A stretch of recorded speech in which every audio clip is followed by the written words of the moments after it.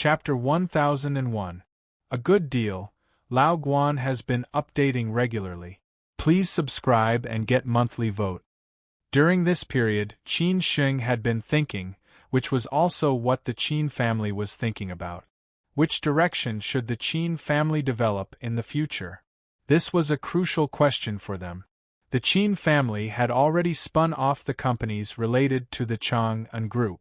It could be said that the companies under the Qin family had nothing to do with the Chang'an Group now. Next, the Qin family would sell off the shares of the Chang'an Group and get a lot of cash and high-quality asset. The next plan was to integrate the current companies under the Qin family. When the Qin family decided on the direction of development, they would sell off the assets that were not suitable for the development of the Qin family, including the high-quality assets obtained by selling the shares this time. These were all popular goods. In the end, the Qin family would only keep a few companies that were suitable for development, and the rest would be a lot of cash. It was estimated that not many companies could hold so much money like the Qin family and only wait to enter the market to buy the goods. At present, the Qin family had only 3 development directions.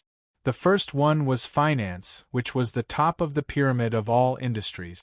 However, the Qin family would not touch the finance industry like the Chang'an Group did. In the past, the Chang'an Group was similar to most of the current financial companies.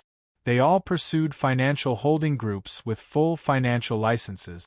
They used insurance banks as a lever to lay out securities, funds, asset management and other related industries, forming a closed loop of financial companies, and finally becoming a giant. However, after talking with the old professor from Tsinghua University, Qin Sheng understood a lot of things. It was easy to get into trouble by doing this, which was why so many financial holding groups had been in trouble in recent years. It was because they had touched the bottom line of the policy. In front of the general trend, any company or individual would be like a mantis trying to stop a chariot. However, in the future, the Qin family would not take the path of financial holding groups like this. They would only take the path of investment funds, looking for high-quality companies around the world for financial investment. This was the most reasonable path. The second direction was high-tech companies and internet companies. These high-quality companies could promote the progress of society. The Qin family needed to invest heavily in this aspect to ease some relations, especially in those startup companies. The Qin family could set up a venture capital company to participate in it. The last one was the industry. Industry was the foundation of a country. The Qin family's previous path was too lofty, so they didn't have a foundation. Integrating and investing in the industry that the country was developing vigorously could not only exchange for favorable policies, but also integrate the Qin family's resources in all aspects, laying a good foundation for the Qin family's future development. Therefore, Qin Sheng also had a purpose for attending this class reunion. One was to communicate more with these big shots in his class. After all, these students were well off. When the Qin family wanted to sell high-quality assets, he could take the initiative to contact these students. This could be considered as not leaving fertile water to outsiders. On the other hand, he could quickly exchange the assets for cash. After all, these students' families were not short of money. On the other hand, he could get a good relationship with these classmates' families. Next, he could get the second or third cooperation. Another reason was to get into the circle of his classmates who had started their own businesses. He could keep in touch with them in the future so that he could understand the trends of the venture capital industry. After chatting about trivial matters for a while, Qin Sheng took the initiative to throw out a topic at this time. It just so happens that you are all here. Let me tell you something. Otherwise, you will blame me for not telling you in advance when the time comes. Anyway, we should keep the goodies within the family. What is it? Qin Sheng said in a mysterious way. The others looked at each other and felt curious. Qin Sheng said slowly, "The Qin family will integrate our companies and sell some unimportant related companies. There may be some high-quality assets. If you are interested, we can talk about it in detail. Hearing this news, everyone had different expressions on their faces. Maybe everyone had different thoughts. For example, Han Su was confused, thinking that the Qin family sold their assets because they were short of money. Wei Li thought more deeply. What had happened between the Qin family and the Chang'an school? As for the others, they all had different ideas. Lao Luo stood out first and said, "Lao Qin, the Qin family is going to sell their assets? The assets of the Chang'an group? If it's really the assets of the Chang'an group, to be honest, we can't take it. The assets of the Chang'an group are huge. Only those big shots can take it." There was a deeper meaning in Lao Luo's words, which might be what everyone else was thinking, but he was too embarrassed to say it. If it was the assets of the Chang'an group, none of them would dare to take it. After all, the Chang'an group had not been settled yet. Who knew what would happen? Qin Sheng also thought of this, so he said honestly, "Don't worry. It's not the assets of the Chang'an group. The Qin family has already divested the assets of the companies related to the Chang'an group. They all belong to the Qin family. Maybe the Qin family will take over a batch of high-quality assets in a period of time. However, these assets may not match the Qin family's main business in the future, so we want to sell them for cash. If you are interested, we can talk about it and see which assets can be integrated with your family business." Oh, I see. It seems that we are going to get a bargain, Tang Ku said with a smile. Qin Sheng said, "Selling them to others is definitely different from selling them to you. You will give us a discount. After all, we are classmates." Han Su could not sit still anymore. He did not care what it was, as long as it could help Qin Sheng. He shouted directly, "Qin Sheng, inform me first when the time comes. I will bring my father here to talk to you and ask him to buy more. Anyway, I have so much money that I don't know how to spend it." Wei Li laughed and said, "Han Su, do you think this is a vegetable market? I guess the high-quality assets that Qin Sheng will buy are easily worth hundreds of millions. You are really ambitious." "Then you should buy more," Han Su snorted. Wei Li looked at Qin Sheng and said, "Lao Qin, if others don't want to take advantage of this, I will. At that time, if these assets are really good enough, our circle of Zhujiang businessmen can swallow them all. It can also be regarded as offering the Buddha with borrowed flowers." "Wei Li, how can I let you take all the advantages? Although our family is not as good as yours, we have some family background in Hubei. Besides, I have a say in the company. I will definitely join in the fun," Lao Luo said. Even if these assets were ordinary, as long as he maintained his relationship with Qin Sheng, it would be a good deal. Hearing that Wei Li and others had already expressed their views, the other two also echoed one after another. Anyway, whether to buy or not in the end was still another matter. They should express their views first. At worst, they could just say that there was no suitable one. Since they had talked about this topic, the next topic was about business. They had never talked about these things so directly. This time, it was a real exchange of the identity of the successor of the family. As they talked, there were many opportunities for cooperation, so the atmosphere became more and more lively. At about 5 o'clock, they felt it was almost time, so they set off for the World Trade Center. Tonight's class reunion would be held in a high-end restaurant in the World Trade Center, arranged by several students from Beijing. Qin Sheng did not grab this opportunity to offer the Buddha with borrowed flowers. After all, he did not want to be in the limelight, nor did he want to steal the limelight of others. Anyway, today's purpose had been achieved. As long as he told Wei Li and others, it meant that other students already knew. At that time, if they were really interested, of course, Qin Sheng would be happy to sell to them.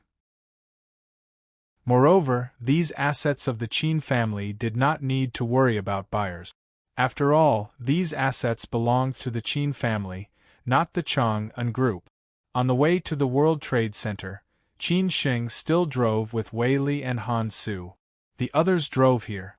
These rich playboys naturally had their own circle and friends in Beijing, so Qin Sheng did not need to worry about these things. At this time, Wei Li took the initiative to ask, Lao Qin, some time ago, I heard that the Qin family is going to sell the shares of the Chang'an Group. Is it true? Wei Li, your nose is like a dog's. How did you know this? Qin Sheng was very surprised. Wei Li laughed and said, Lao Qin, don't look down on the news of Zheshang. Otherwise, how could Zheshang become the largest chamber of commerce in the country at present? Which Zheshang doesn't have a few bodhisattvas and temples behind it. Otherwise, I would have thought of the matter you mentioned just now. Well, indeed. At present, we have found a seller, and the acquisition contract has also been reached. During this period, it is estimated that the whole acquisition process will be completed before the end of the year. At that time, the Qin family will have a large number of high-quality assets in their hands. After all, the acquisition plan is cash and shares. Qin Sheng did not hide and said directly. Hearing this, Wei Li felt confident and replied, Okay, as long as you want to sell, we dare to do it. Moreover, these assets are not risky, I guess people will rush to buy them. It seems that our classmates are really lucky. I am afraid that some people still do not understand. No matter how stupid Han Su was, he could understand that and asked, By the way, can I go back and tell my father about this, so that he can prepare in advance? Go ahead, there is nothing that can't be said, Qin Sheng said indifferently. After hearing this, Han Su laughed. It was estimated that this time when he went back and told this news, maybe his father would be happy and buy him a car. Recently, he happened to see a car that he liked. It seemed that there was a solution. Wei Li asked with interest, Lao Qin, which family bought it? I can't say for now. You will know when the time comes. But it is not a family, I can only say that it is a group of interests, Qin Sheng explained. After hearing this, Wei Li nodded silently and said, I think I understand. After a long time, they arrived at the World Trade Center. As the most expensive place in Beijing, there were many high-end restaurants in the World Trade Center. Of course, ordinary people could not afford them.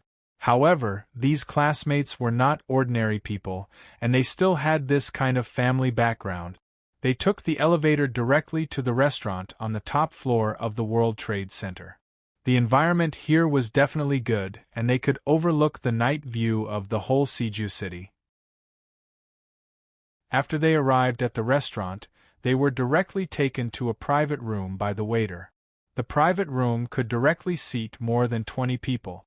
When they arrived at the private room, most of the classmates had already arrived, but the atmosphere was a little strange. Chapter 1002. Qin Sheng rarely looked at the WeChat group messages and his circle of friends. Most of the time, he was dealing with work or looking at the headlines on Weibo. Therefore, he did not know that the quarrel in the class group had already caused an uproar. Although there were other students who added him to a small group, Qin Sheng also blocked the group message prompts. Otherwise, no one could stand the ringing of his phone every day. Therefore, if Lao Luo did not mention the fight between Yao Yao and Fong Lu, Qin Sheng would not have known about it. Qin Sheng had a good impression of Yao Yao and Fong Lu at that time.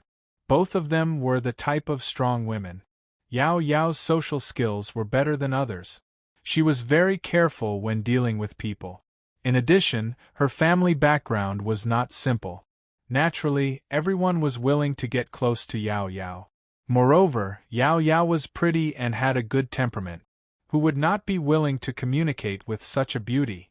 Moreover, Yao Yao was a married woman. Women at this age were the most attractive. As for Fong Lu, although her family background was not as good as Yao Yao's, it was not much worse. Most importantly, Fong Lu was much prettier than Yao Yao.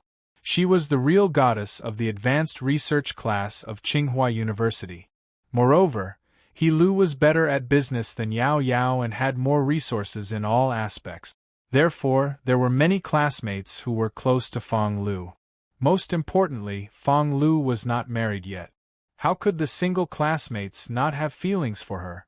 There could not be two tigers on the same mountain, unless one was male and the other was female. If two female tigers lived on the same mountain, there would definitely be a winner. Moreover, women were born with a competitive mentality. It was normal for them to be jealous. When they were in class, Yao Yao and Fong Lu had been secretly competing with each other. Anyway, Yao Yao would not participate in any of Fong Lu's activities. In order to show off her resources and connections in Siju City, Yao Yao had organized many dinners and parties, but she had never invited Fong Lu. At first, Fong Lu did not think much about it. She thought they were not familiar with each other yet. However, she heard a lot of rumors and had more and more opinions about Yao Yao. Gradually, she began to compete with Yao Yao. Fong Lu also began to organize various activities. Most of them were elites in the business world. There were even a few big shots in the business world. It was obvious that Fong Lu's connections were not simple. Those who liked Yao Yao were from a better family. After all, her parents were both in the system and were in high positions. Who wouldn't want to play up to them? Those who liked Fong Lu liked her because she was beautiful and down to earth, unlike Yao Yao, who only got close to classmates with powerful family backgrounds and ignored other classmates. This made everyone somewhat dissatisfied. Moreover, Fong Lu had more resources in the business world. After all, everyone was going to be in the business world in the future, not the government. As a result, there were two distinct groups of people. Of course, there were also those who remained neutral and did not want to get involved with anyone or offend anyone, such as Wei Li. Those who still had nothing to do with him, such as Han Su and Qin Xing. Everyone knew that among their classmates, Qin Xing, Wei Li, and Han Su were closer to each other. However, in the past, no one had any impression of Qin Xing and Han Su. After all, they did not have a strong sense of presence. The two of them always sat in the corner at the back, like two unwelcome students in the same class. As for why Wei Li was closer to them, it was because Wei Li was close to everyone. Ephidacia compared with the others, everyone knew Wei Li's family background very well. After all, Wei Li had taken over the family business and appeared in public more often. Many people had seen him, unlike Han Su and Qin Xing. However, everything changed on the day of the graduation ceremony. Qin Chang'an's appearance revealed the mystery to everyone. It turned out that Qin Xing was the son of the famous Master Qin in Siju City and the crown prince of the Chang'an business empire. Everyone understood in an instant. They didn't expect Qin Xing to hide his identity so well. No wonder Han Su and Wei Li were Qin Xing's close friends. They had known about it a long time ago. Everyone regretted it. They wanted to get familiar with Qin Xing, but it was too late. When Qin Xing was in the advanced research class of Tsinghua University, he was not familiar with other people except for Wei Li and Han Su, who occasionally had meals and drinks with him. They just greeted each other and communicated most with each other during the celebration on the night of the graduation ceremony. In addition, they did not talk much in the group chat. Therefore, everyone kept a distance from Qin Xing and did not take the initiative to make friends with him. They did not want to affect their relationship in the end. When Qin Xing, Wei Li, Han Su, and the others came in, the others had already seen them. Everyone's eyes instantly looked in the direction of the door. Everyone's eyes and expressions were different. This private room was very big, enough to accommodate all the students. The area of the rest area was also not small. Sitting in the private room, they could overlook the night view of the entire CBD. Opposite them was the famous China Zune. At this moment, Yao Yao and the others were talking and laughing there. It seemed that they were having a good time. Fong Lu and the others were chatting by the French windows. Everyone seemed to have met each other happily, talking and laughing. There were also 2 or 3 people sitting at the table talking. After Qin Sheng and the others came in, they felt that the atmosphere was very strange. There were 2 groups of people who were clearly separated. They did not expect that a group of men would become like this because of women. Women were indeed femmes fatales. No wonder there were many wars because of women since ancient times. Before Qin Sheng and the others sat down, Yao Yao and the others, who were closest to Qin Sheng, took the lead and walked over. Yao Yao was dressed very delicately tonight. Her attractive red lips were really fascinating. What made people's hormones secrete more was her low-cut V-neck sweater. Her towering breasts stretched the sweater so that the proud gully in the middle could be seen. Sexy women were so charming, not to mention a young married woman who already knew the taste of the world. After Yao Yao swayed her body and walked over, she showed a charming smile and greeted them. "You guys are finally here. Everyone has been waiting for you." Lao Luo and the others responded politely, "Sister Yao Yao, long time no see. I miss you very much. You have become more beautiful. What should I do?" "Lao Luo, you are so good at talking." "Really?" Yao Yao said in a coquettish manner, which made people even more unable to control themselves. Wei Li said half-jokingly, "Why have you lost weight again? This is not so good. Women are more perfect when they are more voluptuous." Yao Yao covered her mouth and laughed coquettishly. "You have lost weight again. This is not good. Women are more perfect when they are more voluptuous." Yao Yao was really amazing. Just a few jokes made everyone lively. They were all classmates who had not seen each other for a long time. At this time, everyone greeted each other and greeted each other politely. Fong Lu and the others did not rush over. It was unknown whether they disdained to associate with Yao Yao or they were not willing to join in the fun. Qin Sheng did not directly communicate with Yao Yao. He just smiled and greeted his classmate. Today, Qin Sheng could not be as low-key as he was in school. After all, everyone already knew his identity. If he still acted like before, it would seem that he was too arrogant and looked down on others. Even if Qin Sheng did so, others would not dare to say anything to his face. Yao Yao took the initiative to look at Qin Sheng and said, "Qin Sheng, I thought you wouldn't come. I told you that I called you twice. If you didn't come, it would be too disrespectful to your classmates." Qin Sheng smiled and said, "Sister Yao Yao already called me. How dare I not come? Moreover, I am in Beijing. It would be wrong if I didn't come. Who knows what my classmates will say about me in the future? How could that be? Everyone knows that you are busy. Moreover, everyone is busy. If it was not for the one-year anniversary of our class, we would not have organized this party," Yao Yao said with a smile. She did take the initiative to ask Qin Sheng out, but he did not even reply to her message. Moreover, Yao Yao also knew the situation of the Qin family, so she did not contact him again.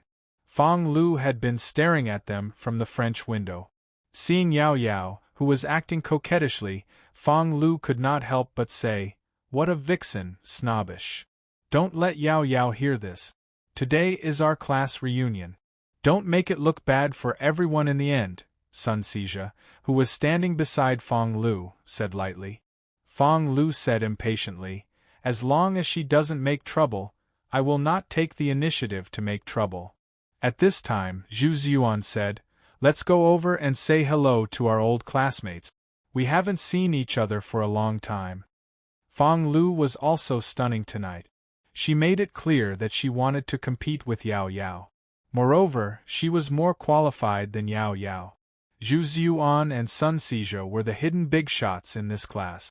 Everyone did not know that Zhu Ziyuan and Sun Sijia were close to Fong Lu, which made Yao Yao very jealous. Because Sun Sijia and Zhu Ziyuan took the initiative to keep a distance from Yao Yao, Yao Yao was very angry and blamed Fong Lu for it. After Qin Sheng said hello to Yao Yao and the others, he continued to walk forward with a smile. Of course, Qin Sheng had already seen Sun Sijia and Zhu Ziyuan. These two had some connections with the Qin family. Since they were here, Qin Sheng still had to take the initiative to say hello. As for Fong Lu, Qin Sheng did not want to pay too much attention to her. At this time, Fong Lu and the others had also come over. When Fang Lu, who was walking at the front, was one step away from Qin Sheng, she suddenly took the initiative to hug him in front of everyone. She smiled and said, "Long time no see, Qin Sheng."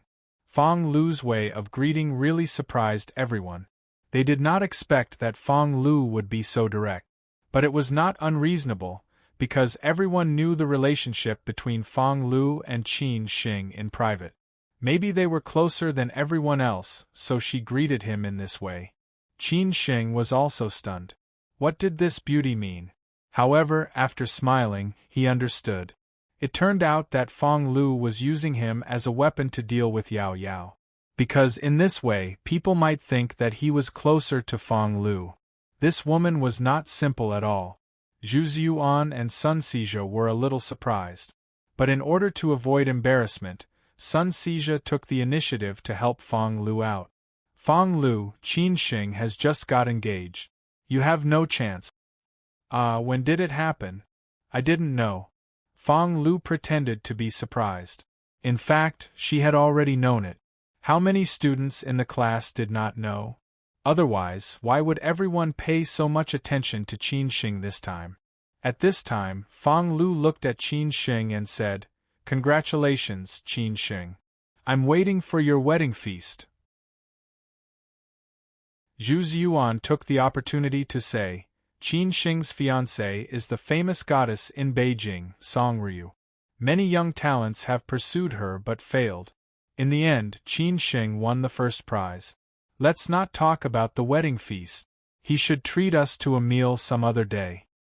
"Oh, it turns out to be Sister Song. I have met her several times," Fang Lu said. The others did not know whether it was true or not. Even Qin Sheng did not know whether Fang Lu and Song Ryu knew each other. He could only ask Song Ryu later. At this time, Qin Sheng smiled and said, "It's not a big deal to treat us to a meal. We can do it anytime as long as we do it. But when it comes to the wedding feast, you can't run away from the red envelope." Hearing this, everyone laughed and said that they would definitely give Qin Sheng a big red envelope. As for Fang Lu's trick, Qin Sheng did not take it to heart. It was just a small thing. It could only be said that women were not simple, and beautiful and smart women were even more so. On the other side, Yao Yao saw this scene and was so angry that her teeth itched. Obviously, she had lost this round. Chapter 1003. Women always like to be jealous. This was their nature. Not many women would be so generous, especially women like Yao Yao and Fang Lu, who were on par with each other. What did they lack? Nothing at all. Family background, appearance, temperament, education, career, which one of them was not envied by most people. Then what did they lack? What they lacked was the attention of men, not to mention there were so many outstanding men. How could they not feel a sense of achievement? Therefore, it was normal for Yao Yao and Fang Lu to fight openly and covertly. Even if it was another woman, it would still be the same. No one would be willing to let someone steal the limelight, unless they were not strong enough or did not care about these things. In the round where Qin Sheng was on the stage, Fang Lu beat Yao Yao. Yao Yao was the first to greet Qin Sheng. Yao Yao knew about Qin Sheng's family background, so she had some scruples and did not dare to play any tricks in front of Qin Sheng. However, Fang Lu was different. It was because Yao Yao made the first move that Fang Lu had a better chance. As a result, Fang Lu's performance made everyone feel that she was closer to Qin Sheng.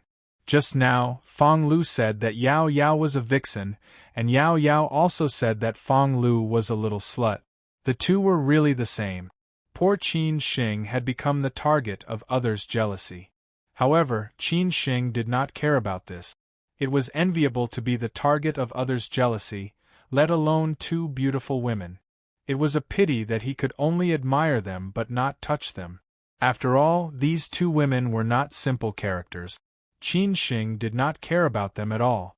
But no matter what, Fang Lu's social circle was still much stronger than Yao Yao's. It was clear that Fang Lu's ability was extraordinary. Most importantly, Sun Xizha and Zhu Ziyuan knew about Yao Yao's situation, so they deliberately distanced themselves from Yao Yao and got close to Feng Lu. At this time, everyone had arrived. Today there were only these students, no outsiders, so they could drink and chat to their heart's content, talk about their dreams, and talk about business cooperation. Anyway, they were all adults, there was nothing they couldn't talk about. It all depended on whether their relationship was good or not. Sun Xizha and Zhu Ziyuan were in charge of this time.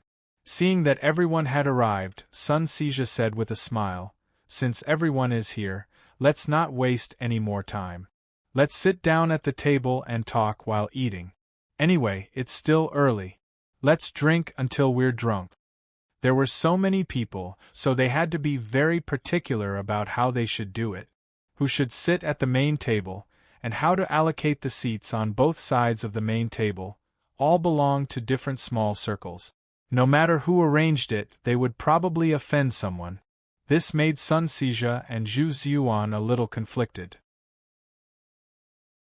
Among these students, Qin Xing was the most powerful one. Sun Xizha and Zhu Ziyuan were not ordinary people.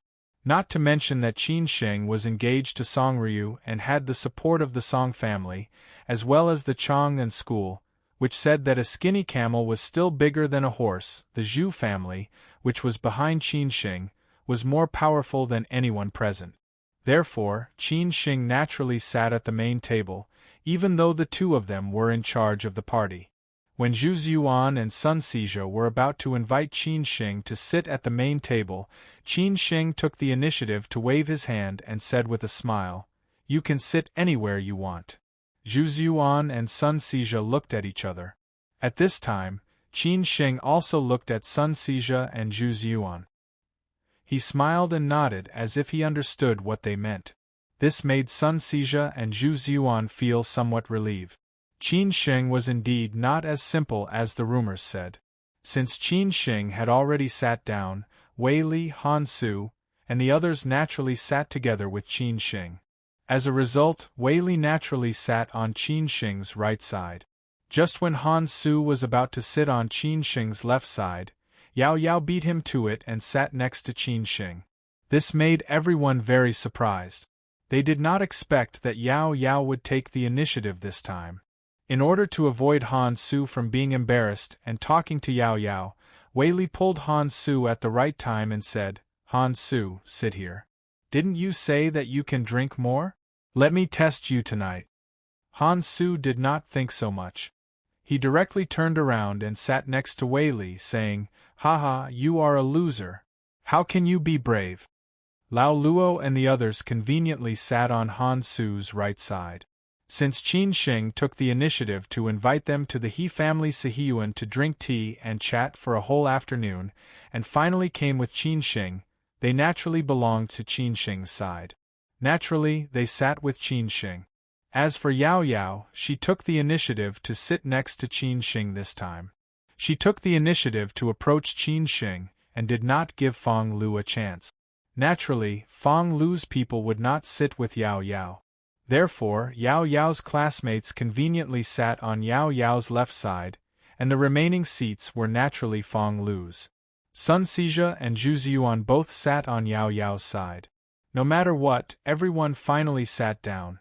After Yao Yao sat down, she took the initiative to talk to Qin Xing. "How is Grandma Zhu recently? My grandmother went to the hospital to see Grandma Zhu some time ago.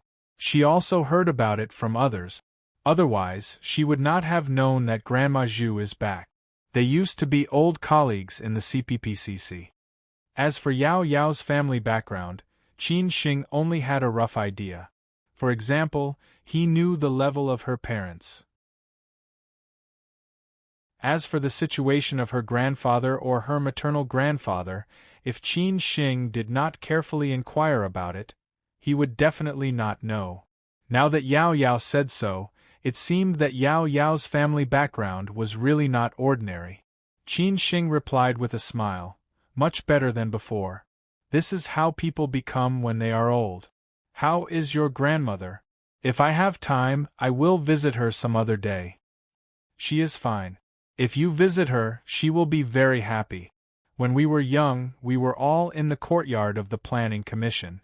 When my grandmother came to the courtyard of the Planning Commission and saw you, she said that the little guy was so handsome. When he grew up, I didn't know how many little girls he would harm. Yao Yao covered her mouth and smiled. Qin Shing could not help laughing when he heard this. As for whether it was true or not, there was no evidence at all. He shook his head and laughed. I can't remember what happened when I was young. The courtyard of the Planning Commission is too big. Later on, people moved away one after another. But there are really many big shots in the courtyard of the Planning Commission. Of course. It's just that the people in the courtyard of the Planning Commission are too scattered. Later on, we did not keep in touch. Yao Yao let out a long sigh. If the people in the courtyard of the Planning Commission could be as united as the people in the military, they would probably be powerful now. Sun Sijia and Zhu Ziyuan had already arranged for the waiters to serve the dishes. Tonight, the women would naturally drink red wine and the men, of course, would drink white wine. Zhu Ziyuan and Sun Sijia specially made a custom-made moutai, and even the red wine was a famous series. The dishes were all ordered in advance. Zhu Ziyuan took the initiative to ask everyone to see if there was anything they wanted to eat. However, no one came to the class reunion to eat. Everyone smiled and said no, so Zhu Ziyuan arranged for the dishes to be served. After that, Zhu Ziyuan saw Fang Lu's resentful eyes and said, "What? Are you not convinced again? If you are not convinced, why didn't you take the initiative to sit next to him just now?" Sun Sijia shook his head and sighed bitterly. "You women, you fight for everything. I really give up," Fang Lu said impatiently. "It's not that I want to fight, it's that she is too aggressive. Sigh, she is a socialite in Beijing. How can I be qualified to sit next to the first young Master Qin? When I greeted him just now, I was already thick-skinned, just to suppress Yao Yao. But now you want me to sit next to him. I don't usually keep in touch with him. What should I talk about sitting next to him? This will only make each other feel awkward, and it will leave a bad impression. It's good that you know. It seems that you are not in a mess. Yao Yao's father has a relationship with the Qin family. She can sit there, but it's not inappropriate for you to sit there," Zhu Ziyuan said faintly.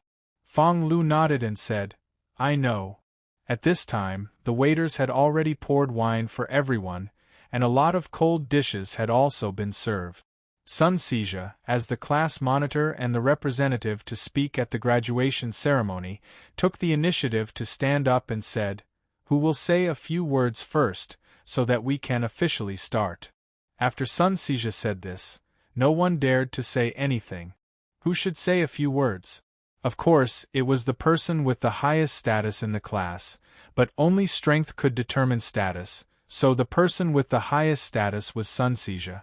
However, Sun Sijia was the class monitor, and by right, the class monitor should be the one to speak. No matter who they said, they would offend him.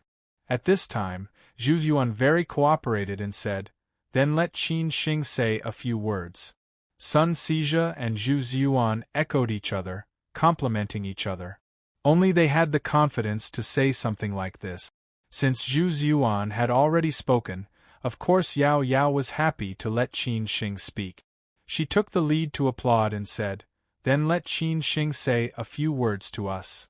With Zhu Ziyuan and Yao Yao's words, at this time, the others all applauded and let Qin Shing speak. However, Qin Shing did not want to be a noisy guest. He waved his hand and said, "It's not appropriate for me to speak, let Brother Sun speak. After all, Brother Sun is our class monitor, Brother Sun, don't decline." Qin Shing did not decline modestly, but took the initiative to return the face to Sun Sijia. After all, Sun Sijia gave him face, and he was the organizer of this class reunion. He was the most appropriate person to speak. At this time, Wei Li also echoed, "Lao Sun, just say it, we are classmates gathering, there are not so many rules." Hearing the words of the two big shots, Sun Sijia said bluntly, Okay, then I won't decline, just say a few words. After a few months of learning and communication, we have all become friends. It's rare for us to gather here again today. Most of our friends haven't seen each other for a long time. After all, we are all very busy. I hope we can all drink and chat merrily. I also hope that we can do this every year in the future. I also hope that everyone will get better and better. So let's raise our glasses together and give a toast to ourselves. Sun Sijia made a long story short and did not waste any time. At the end of his speech, he took the initiative to raise his glass and said, "It's not easy for us." Sun Sijia made it short and did not waste any time. At the end of his speech, he took the initiative to raise his glass. At this time, the others also raised their glasses and said, "To us." After saying this, everyone drank up one after another. At least at this moment, everyone's feelings were considered sincere.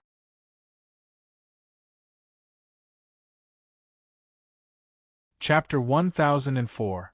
This Tsinghua University Advanced Research class of Economics and Management was not simple.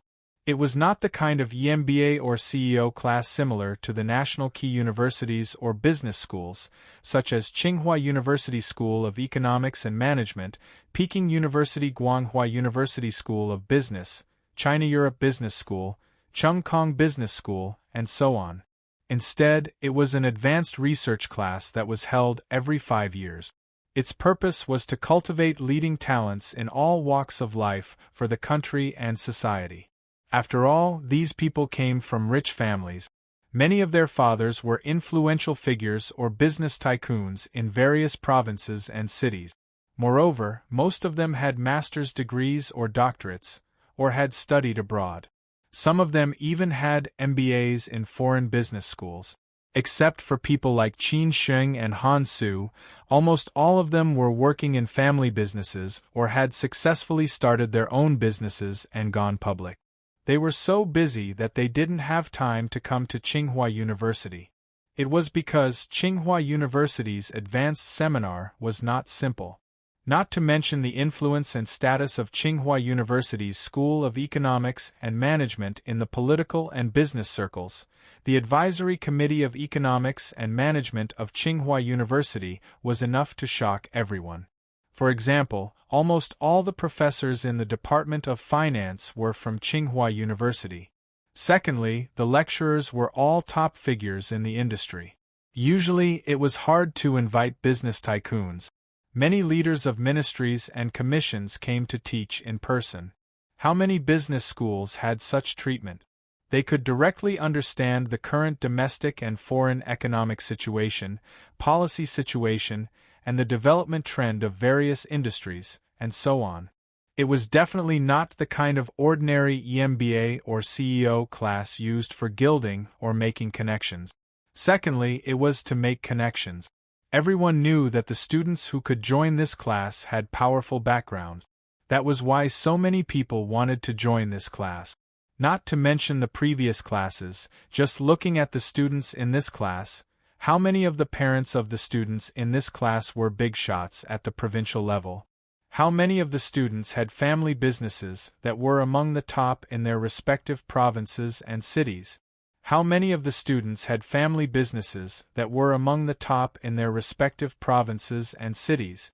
When Qin Sheng had just returned to Beijing, Qin Chang'an couldn't wait to arrange this for him.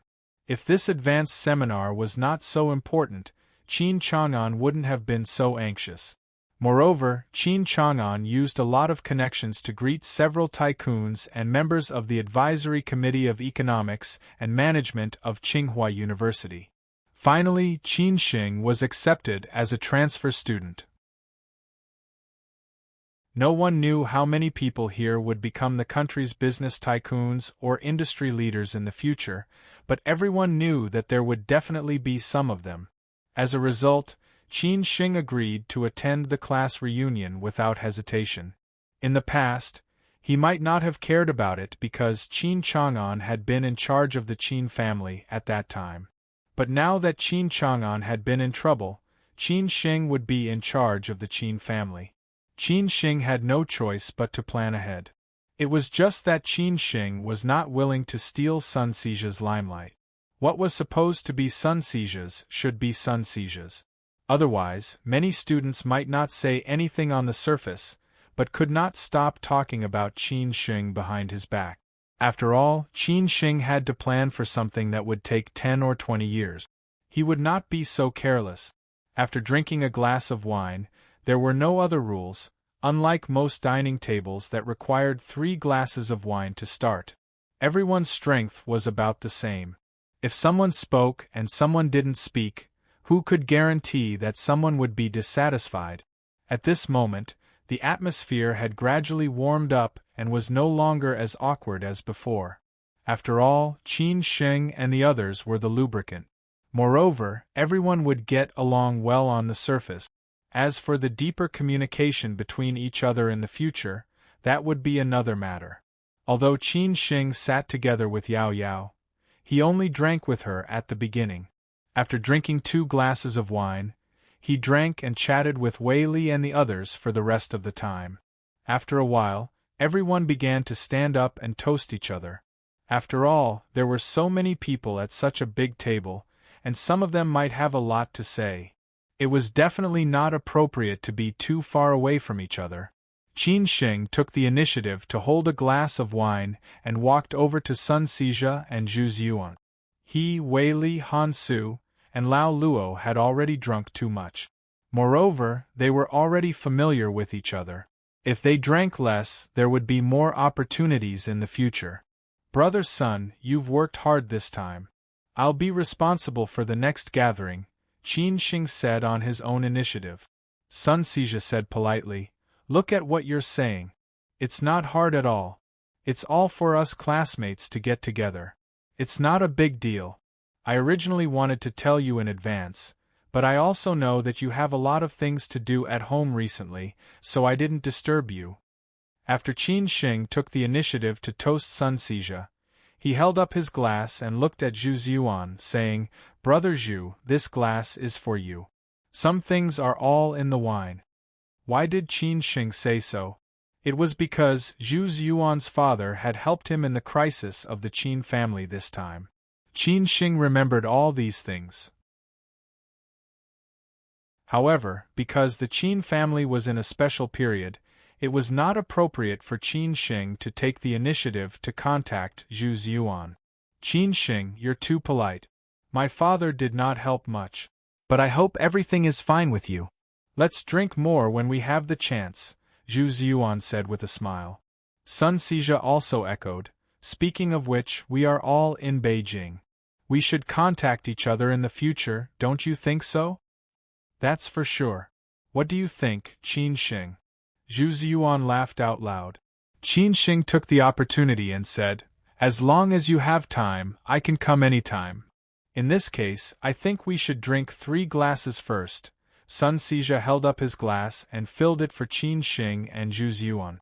Zhu Ziyuan was very generous and said, 3 glasses it is. Who's afraid of who? At this time, Fong Lu took the initiative to come over and said, speaking of which, you don't mind having an extra pair of chopsticks when you eat, right? I'm going to settle down in Beijing in the future, so I need you classmates to help me. Sun Sija and Zhu Ziyuan were close to Fong Lu. Of course, they would not say anything. They also knew that Fong Lu's private equity fund would move to Beijing at the end of the year. However, Qin Shing did not have a good impression of Fong Lu. Nevertheless, he could only say, who would mind having one more beauty? Hearing this, Sun Sija and Zhu Ziyuan laughed out loud. They laughed and clinked glasses 3 times in a row. Fong Lu also drank 3 glasses. This made Yao Yao, who was on the other side, very angry. After chatting with Sun Sija and Zhu Ziyuan, Qin Shing drank a few glasses with the other classmates. They also talked about trivial things politely. Since Qin Shing had taken the initiative, how could they not take this opportunity to get closer to him? Fortunately, Qin Shing was good at drinking. However, he still could not stand this round of drink. After all, there were more people tonight.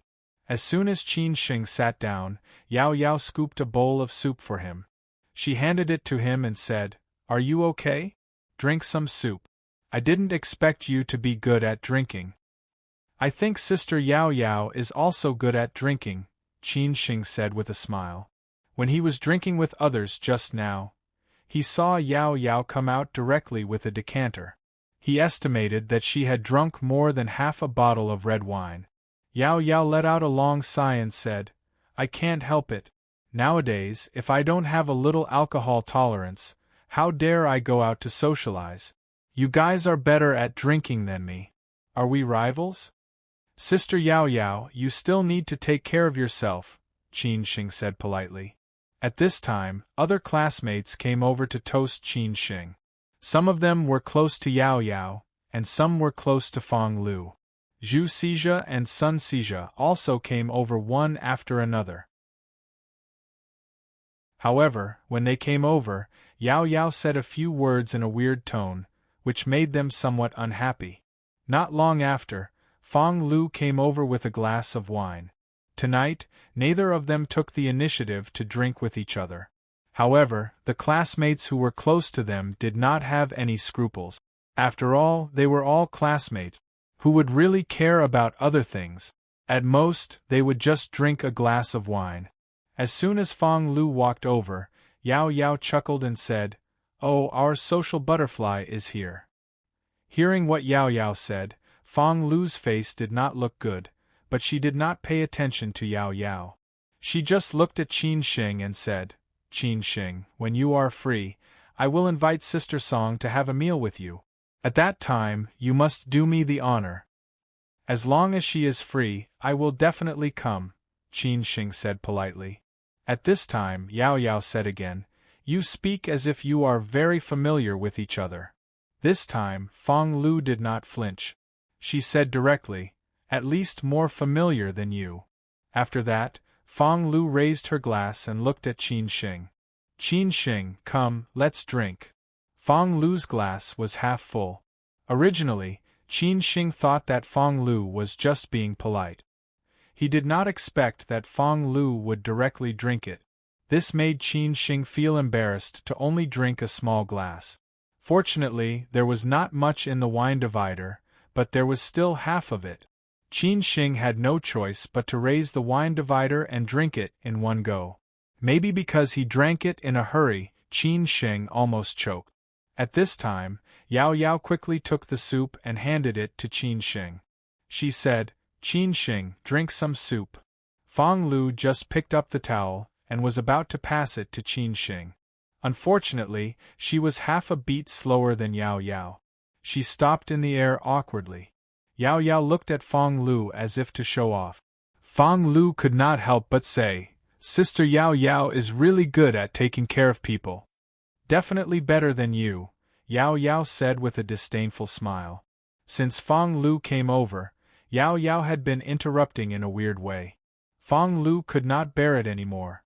Now that she had drunk so much wine, she took the opportunity to reply, Well, in terms of taking care of people, I have heard about your ability. When Fang Lu said this, she deliberately emphasized the word, take care of. This sentence sounded very wrong in an instant. Many people more or less knew about Yao Yao's matter, but they were all rumors and gossips in private. However, when Fang Lu put it on the table, it was different. As expected, when Yao Yao heard this sentence, her expression changed instantly. She snorted and said, Fang Lu, what do you mean? Sister Yao Yao, what do I mean? Sister Yao Yao knows it better than me, Fang Lu replied without backing down. This sentence instantly ignited Yao Yao's anger. Qin Sheng already felt that something was wrong. Just when he was about to say something to ease the atmosphere, Yao Yao suddenly picked up the red wine glass in front of her and directly splashed it on Yao Yao's face. At the same time, she scolded, You slut, I dare you to say that again. Qin Sheng was dumbfounded. The others were also watching the situation, because they knew that nothing good would happen when the two women were together. Even though they were sitting far away from them, they could still feel the fight. However, they did not expect that Yao Yao would directly pour wine on Fang Lu. Everyone was stunned. Not to mention the others, Even Fong Lu herself was stunned. She looked at Yao Yao in disbelief. At the same time, she could not hide the anger in her eyes.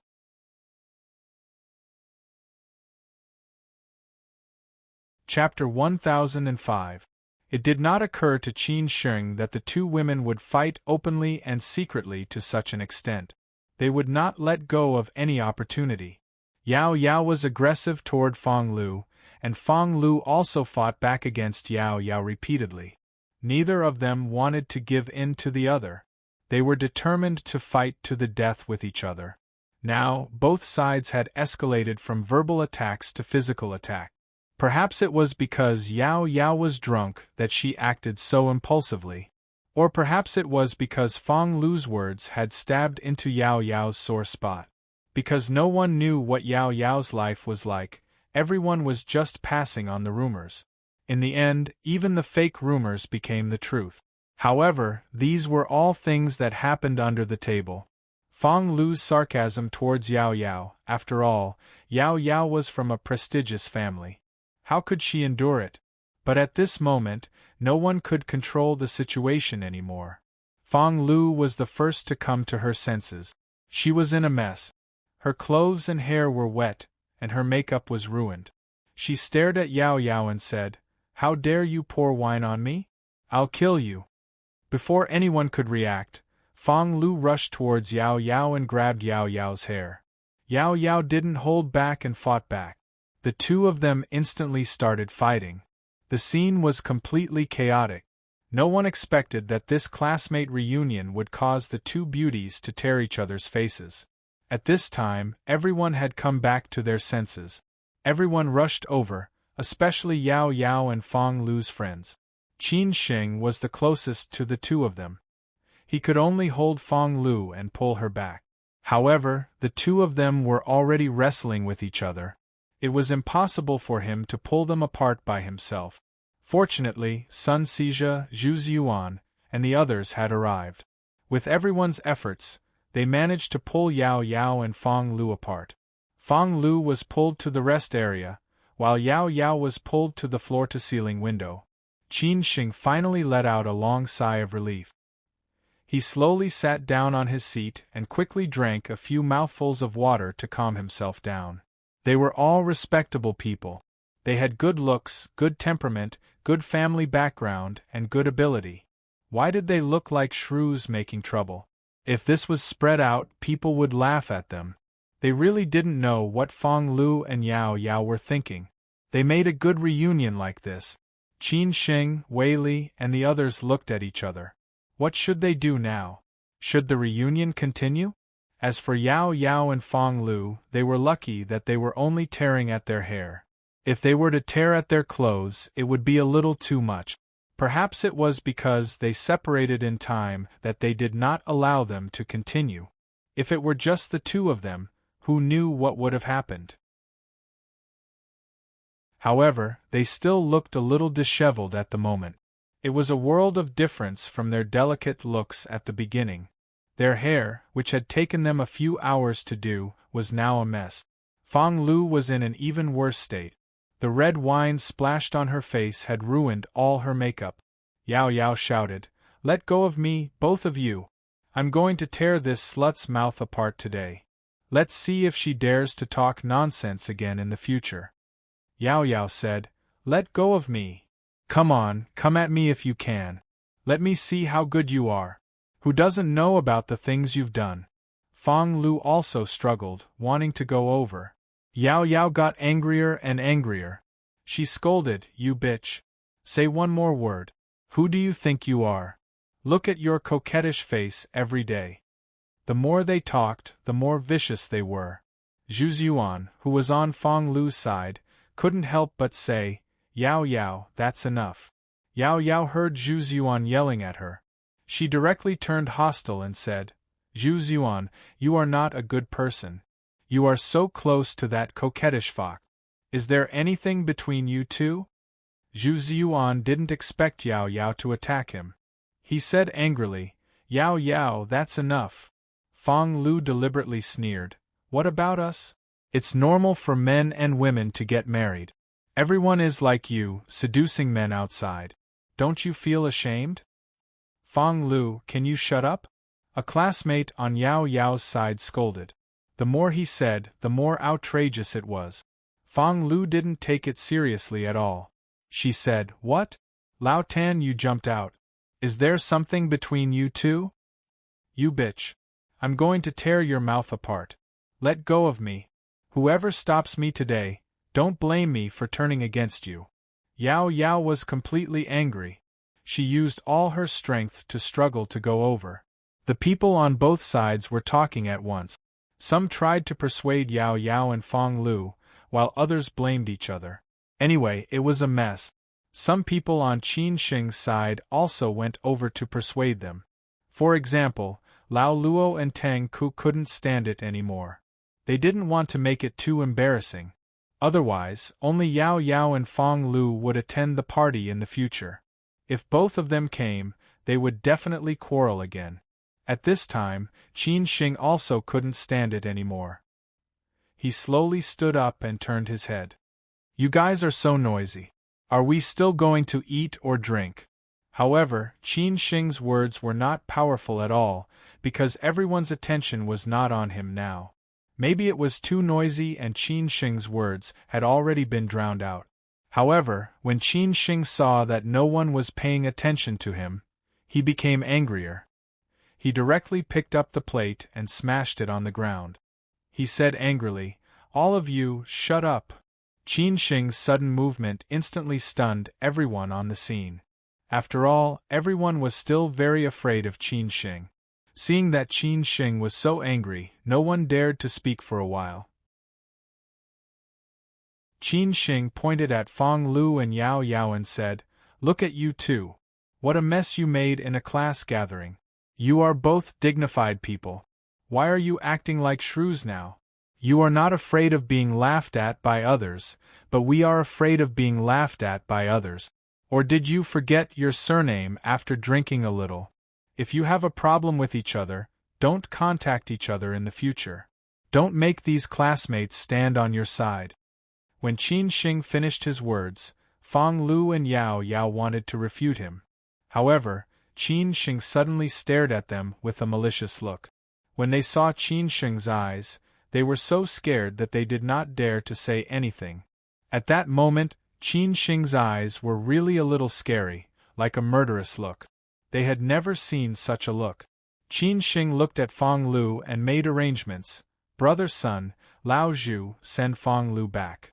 At this time, Qin Shing looked at Yao Yao and said, "Li Zhe, Tan Luan, send Yao Yao back and let them calm down. If there is anything else, we can talk about it tomorrow when they are sober." After Qin Shing made the arrangements, it seemed that no one moved. They did not know whether they should listen to Qin Shing or not. Seeing that no one moved, Qin Shing snorted with a gloomy face. "What? Are you not satisfied with my arrangements?" Sun Sijia and Zhu Ziyuan looked at each other. At this time, no one dared to offend Qin Shing. They immediately said to Fang Lu in a low voice, "Fang Lu, let's go. Don't make trouble today. Otherwise, everyone will have a problem with you. Don't make your classmates unhappy." At this time, Fang Lu also sobered up a lot. She could feel Qin Shing's anger. It seemed that she had to call Qin Shing tomorrow to apologize. In the end, she had no choice but to nod and leave with Sun Sijia and Zhu Ziyuan. Since Fang Lu had already done so, if Yao Yao did not leave, all the blame would fall on her. Moreover, she was the one who took the initiative to splash red wine on Fang Lu. Originally, she was in the wrong. Yao Yao had no choice but to follow Fang Lu and leave. The farce was finally over. The other students breathed a sigh of relief. After the two troublemakers left, Qin Shing smiled and eased the atmosphere. "Well, it is normal for classmates to have some conflict. There is nothing that cannot be solved. Now think about what we should do. If you are not full, we will continue to eat and drink here. If you feel full, we can go somewhere else to drink. I will arrange everything tonight. If you feel that you have drunk too much, I will send someone to send you back to the hotel to rest. What do you think? How much have you drunk?" Let's go somewhere else to drink. It was rare for Qin Sheng to take the initiative. Naturally, no one wanted to make him lose face. At this time, someone said, "Let's go somewhere else. It is too disappointing to stay here."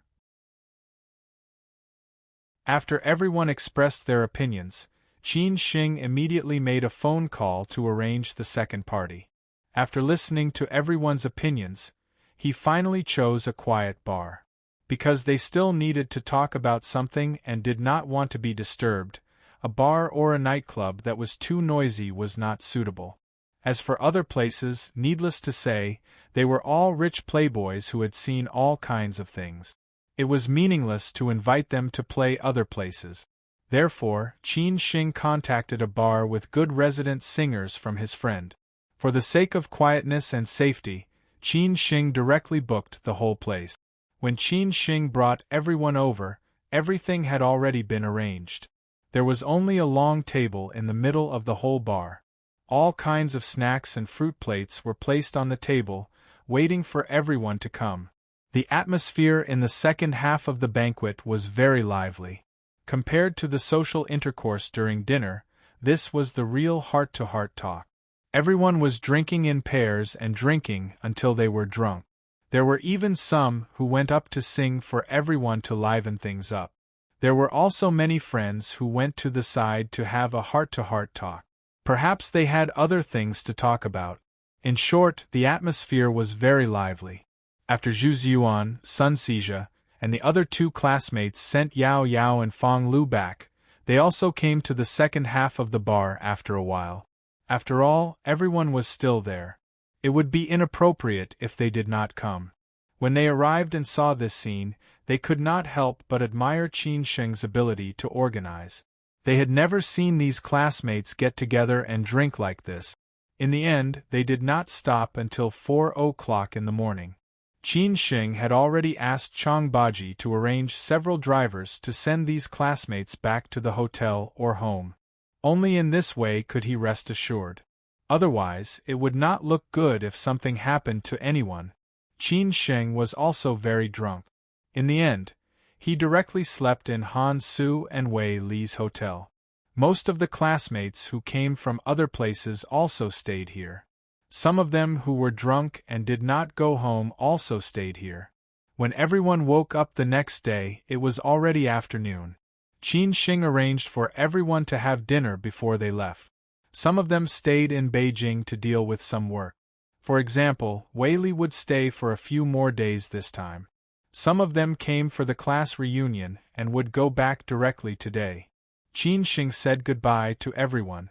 At least this time, his relationship with his classmates was much closer, especially during the second round last night. Almost everyone was centered around him. Otherwise, why would Qin Sheng drink so much? Because everyone saw the real Qin Sheng, a Qin Sheng who was similar to them. Therefore, Qin Sheng still had to thank Fang Lu and Yao Yao. They gave Qin Sheng the opportunity, and by a freak combination of factors, they also made Qin Sheng a success.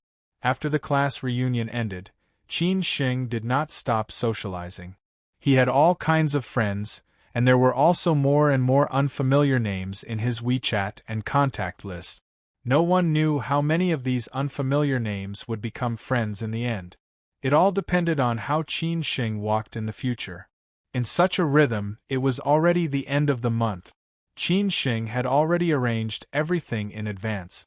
On the morning that Lin Su went to the U.S., Qin Sheng set off for Shanghai.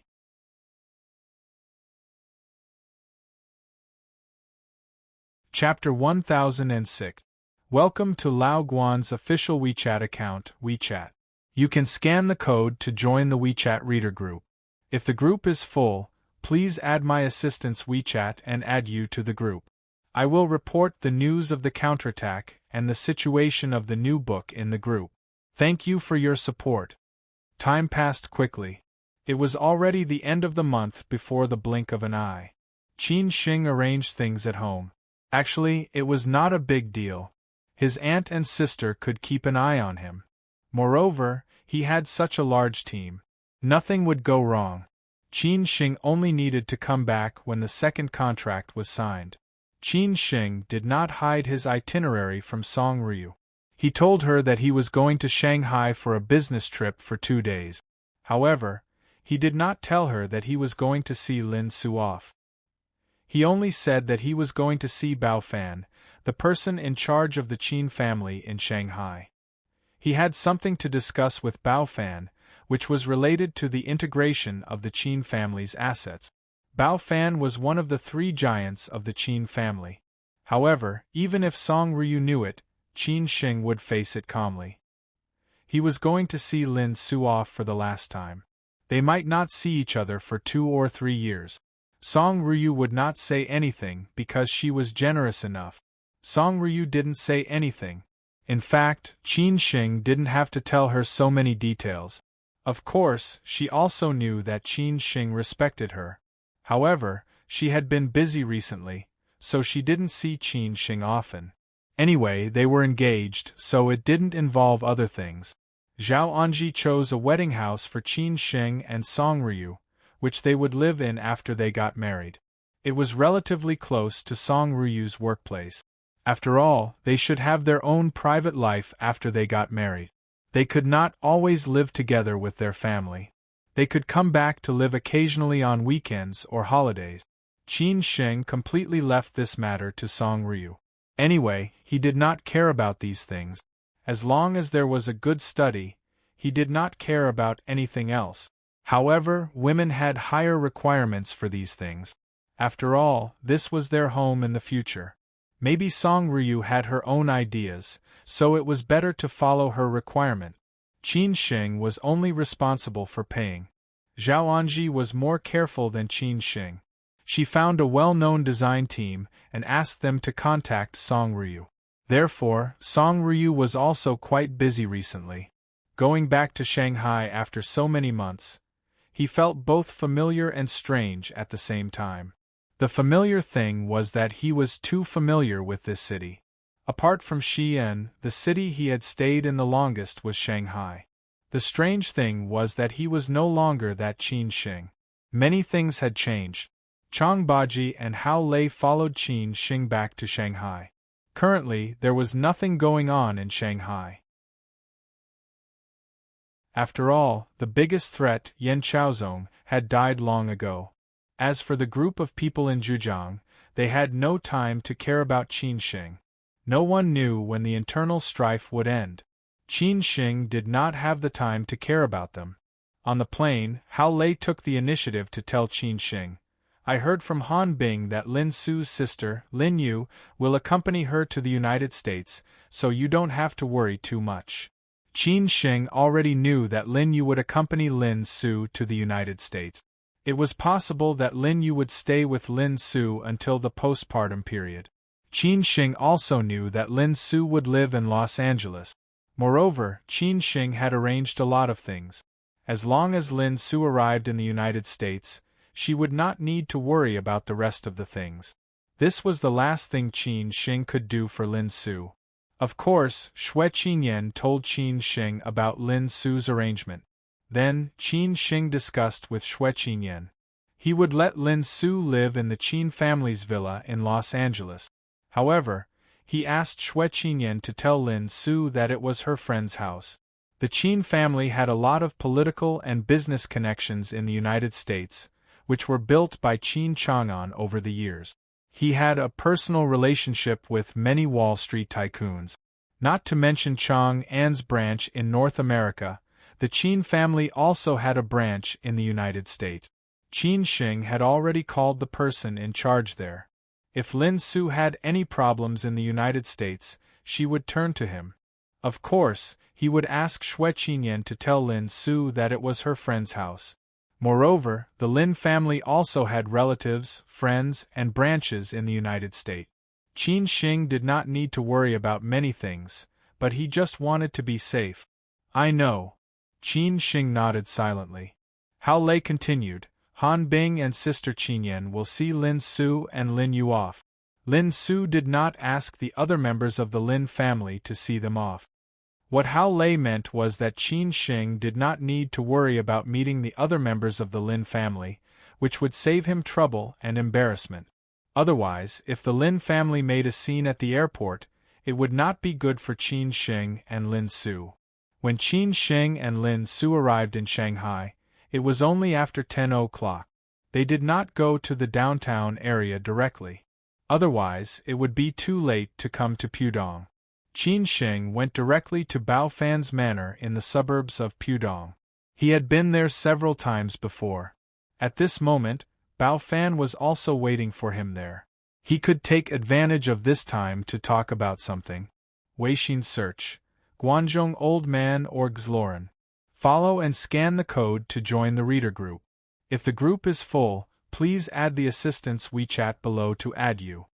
In Lin Su's apartment in Pudong New Area, Xue Qinyan and Han Bing had arrived. Lin Su was packing her things. Lin Yu had already packed her things. She did not tell her parents that she was going to the United States. She just said that she was going to accompany her sister to relax. She would tell her family when they arrived in the United States. At that time, they would not say anything. Actually, she did not need to bring too many things. Almost everything could be bought later. She only needed to bring a few changes of clothes and her beloved things. Lin Su had too many memories with Qin Shing in Shanghai. Maybe she would feel more comfortable after leaving Shanghai. But why did she forget about Qin Shing? Sister, you must take good care of yourself when you go there. I will visit you often, Han Bing could not help but say. She used to like Qin Shing, but because Qin Shing had Lin Su, she felt a little sad and envious of Lin Su. Later, she let go of Qin Shing and chose Hao Lei. Unexpectedly, Qin Shing broke up with Lin Su in the end. She really did not know what to say about fate. After Lin Su finished packing, she said, "You also need to take good care of yourself. Remember to inform me when you and Hao Lei get married. As long as I have time, I will definitely come back to attend your wedding." Lin Su had already known about Han Bing and Hao Lei. She felt that this was actually quite good. Hao Lei was a warm man who knew how to take care of others, and Han Bing needed someone to care and love. They were just right for each other.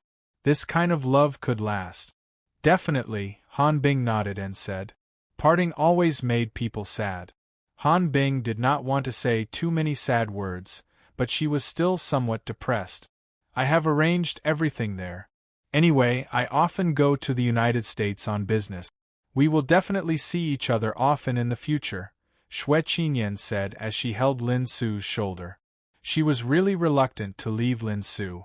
After all, during this period of time they were the closest to each other. They almost lived together. How could she bear to separate like this? Sister, thank you for this period of time, Lin Su said very sincerely. Xue Qinyan laughed and said, Why are you saying this? We are all sisters, aren't we? Seeing that everyone was so sad, Lin Yu was afraid that it would affect her sister's mood, so she said, everyone, don't be so sad. Whether it is the United States or anywhere else, it is only a dozen hours by plane. We can definitely see each other whenever we want.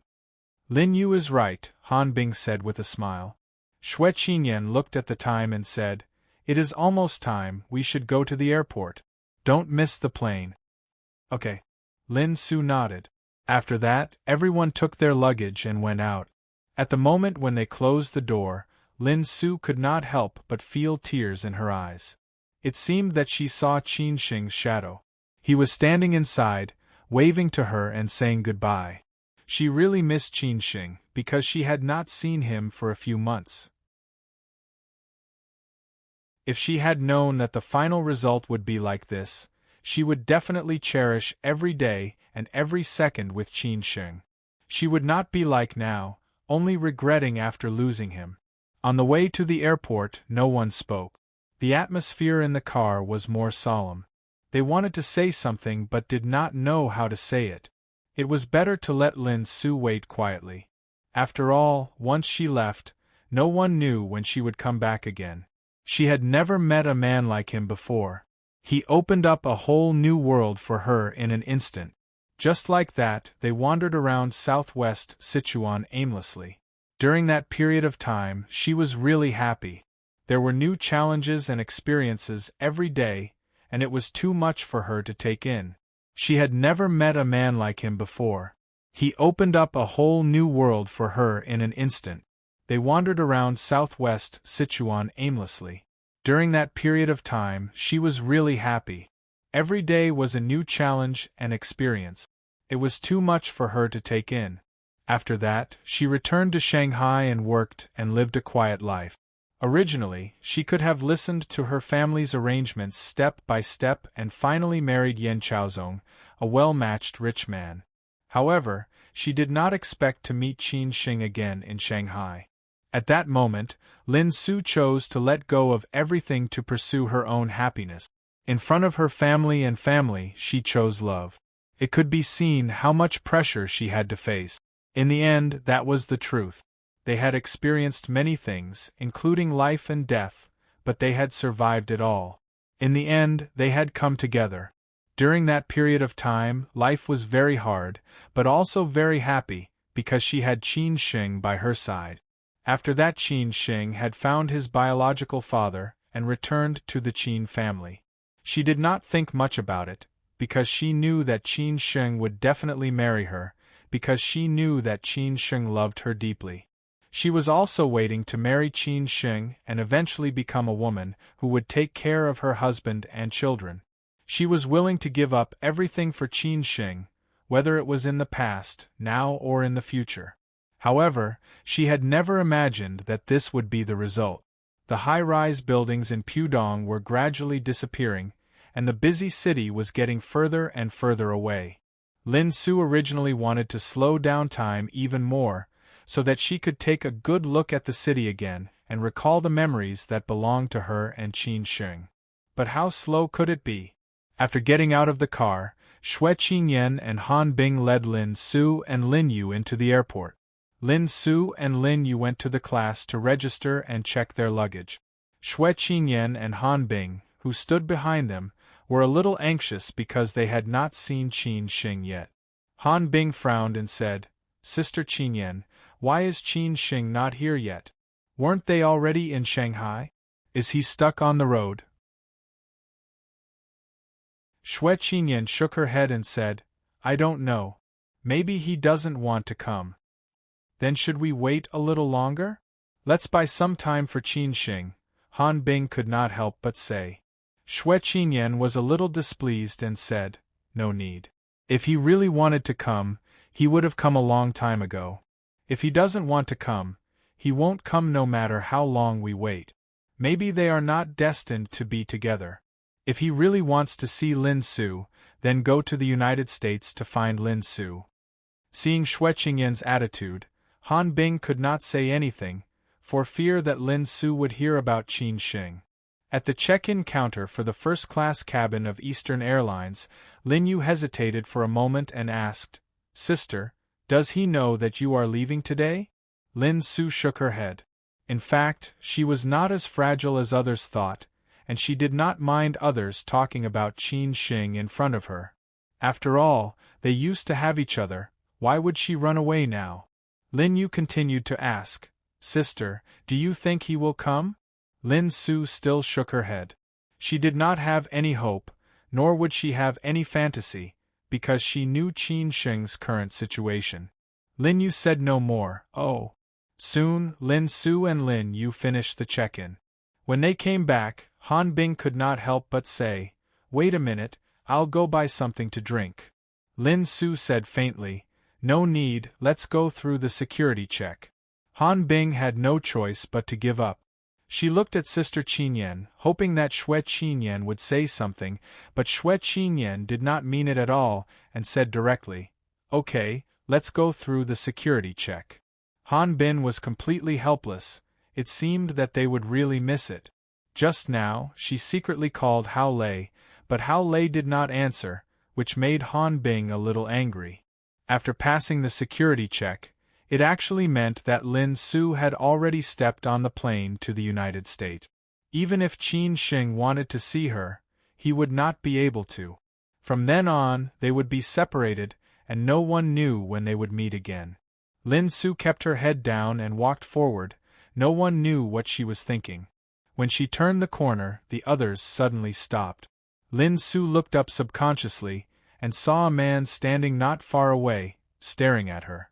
At this moment, Lin Su could not help but burst into tears behind her. Xue Qinyan let out a long sigh of relief.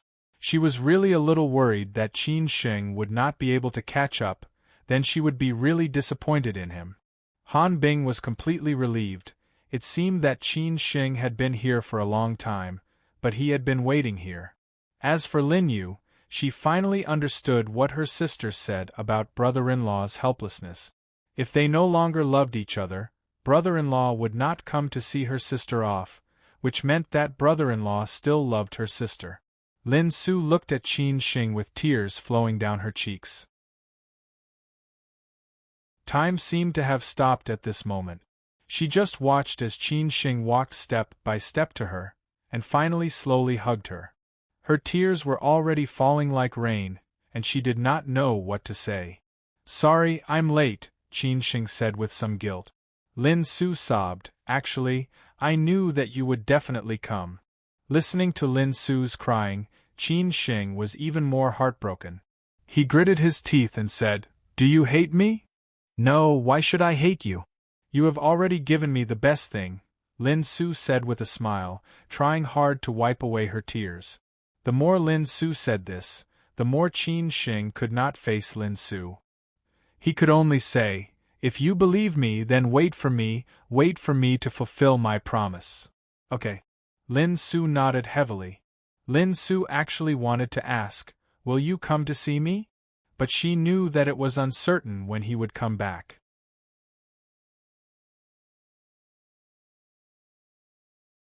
Chapter 1007. Not every encounter would have a result, but every encounter had a meaning.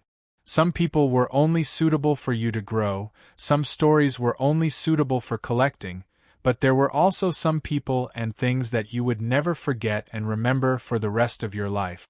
Ever since they met in Chengdu, Qin Sheng and Lin Su had gone through so many ups and downs. When they first met in southwest Sichuan, they traveled together, enjoyed the beautiful scenery of the mountains, and watched the brilliant galaxy. Tears of joy when we reunited in Shanghai. From then on, you and I depended on each other and did not want to be separated. Love bloomed at this moment. Life was perfect at this moment. When they were seeking refuge in Xiamen, they had just survived a great calamity and were together in life and death.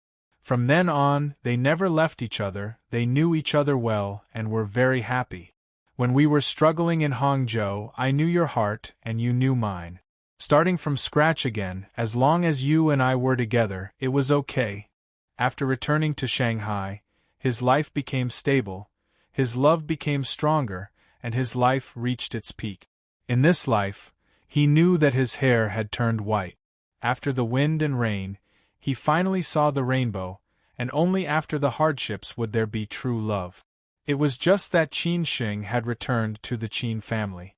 It was just that the Qin family was in trouble and Lin Su could do nothing about it. In the end, Qin Sheng made such a choice. This was the result that Lin Su had been waiting for. In fact, no one could be blamed except for the fact that fate made fools of people. If Qin Sheng had chosen Lin Su and given up the Qin family in the end, Lin Su would be the one who would feel guilty. It might be hard for her to forgive herself, and she would not be able to face the people of the Qin family. Therefore, Qin Sheng took the initiative to make a choice.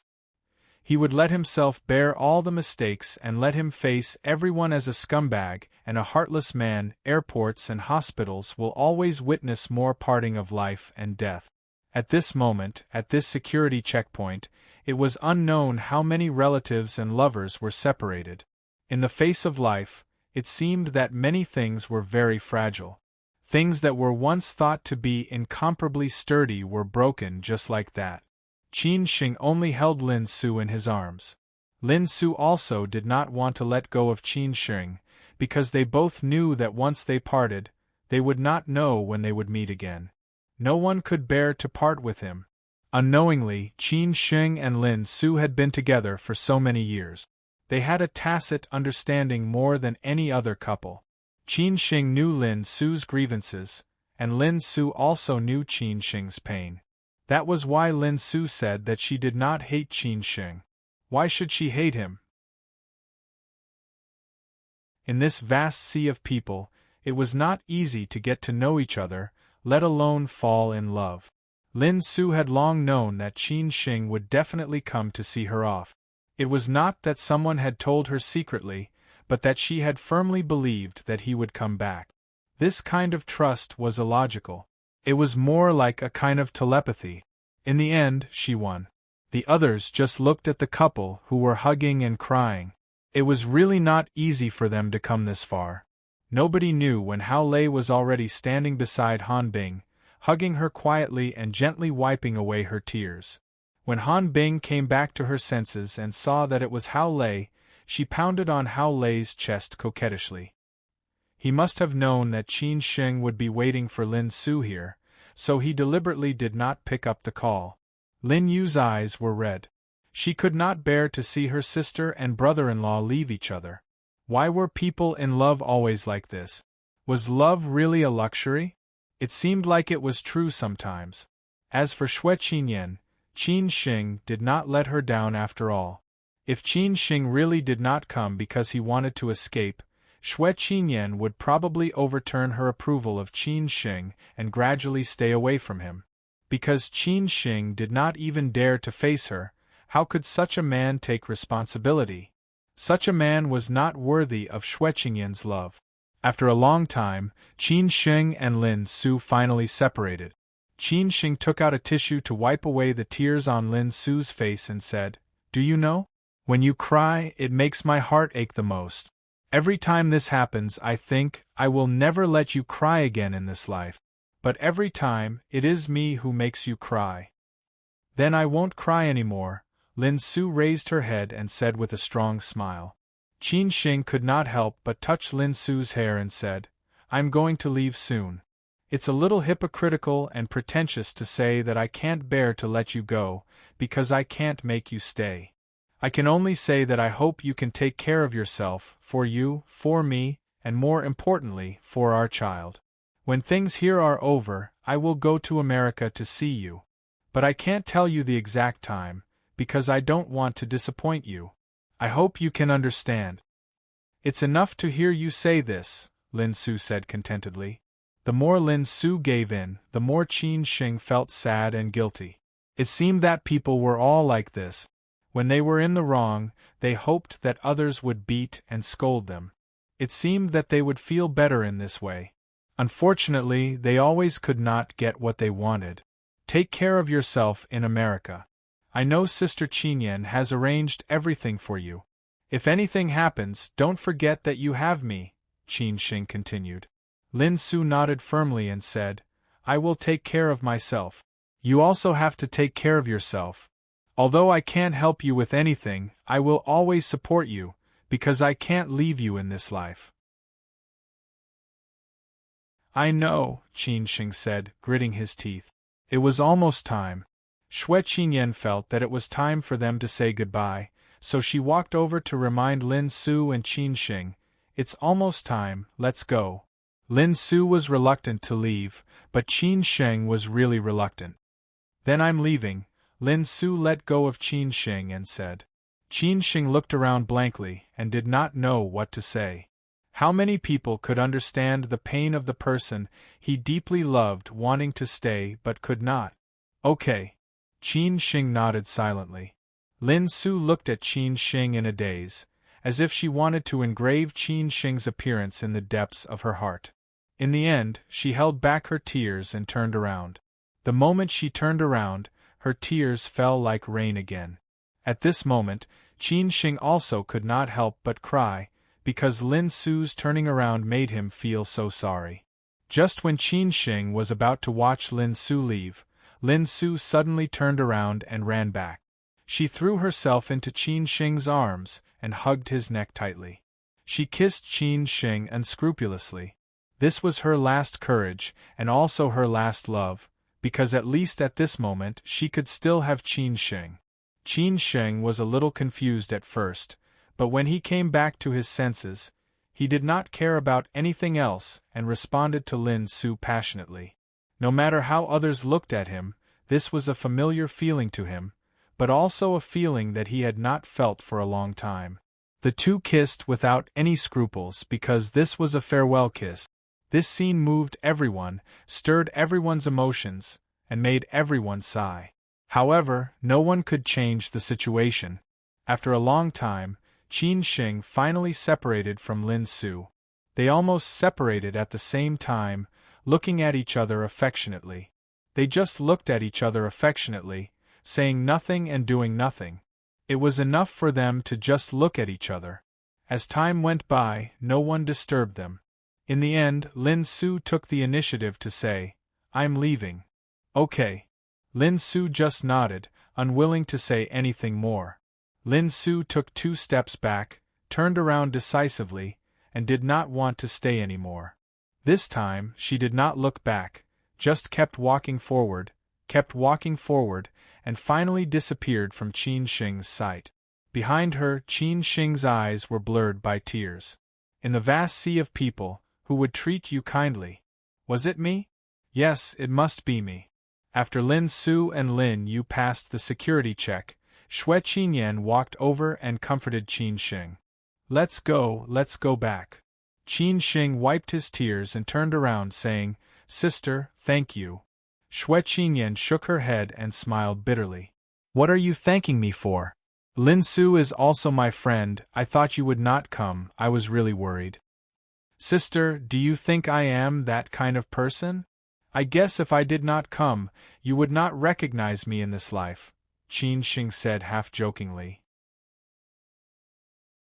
Xue Qinyan stared at him and said, "Fortunately, you did not let me down." Qin Sheng let out a long sigh and said, "I have already disappointed many people, how could I let you down again?" Xue Qinyan sighed and said, "That's good."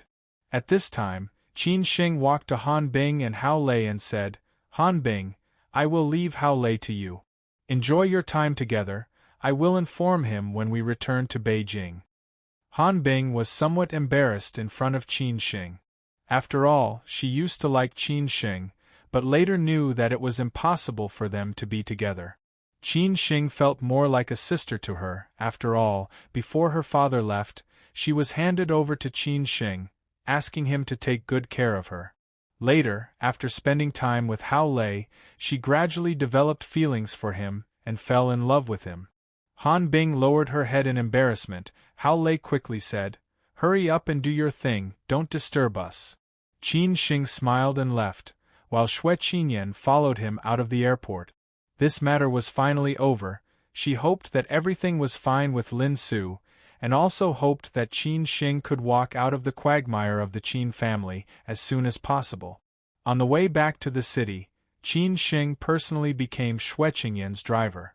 Qin Sheng, who had not driven for a long time, was somewhat out of practice. When he started the car, he was a little fierce, which made Xue Qinyan not know whether to laugh or cry, and a little worried. Fortunately, Qin Sheng found the mood soon. Xue Qinyan, who was sitting in the passenger seat, said half-jokingly, "Congratulations, young Master Qin, I already know about the grand occasion of your engagement from Shanghai." "I can't decide these things, sister, don't make fun of me," Qin Sheng quickly admitted.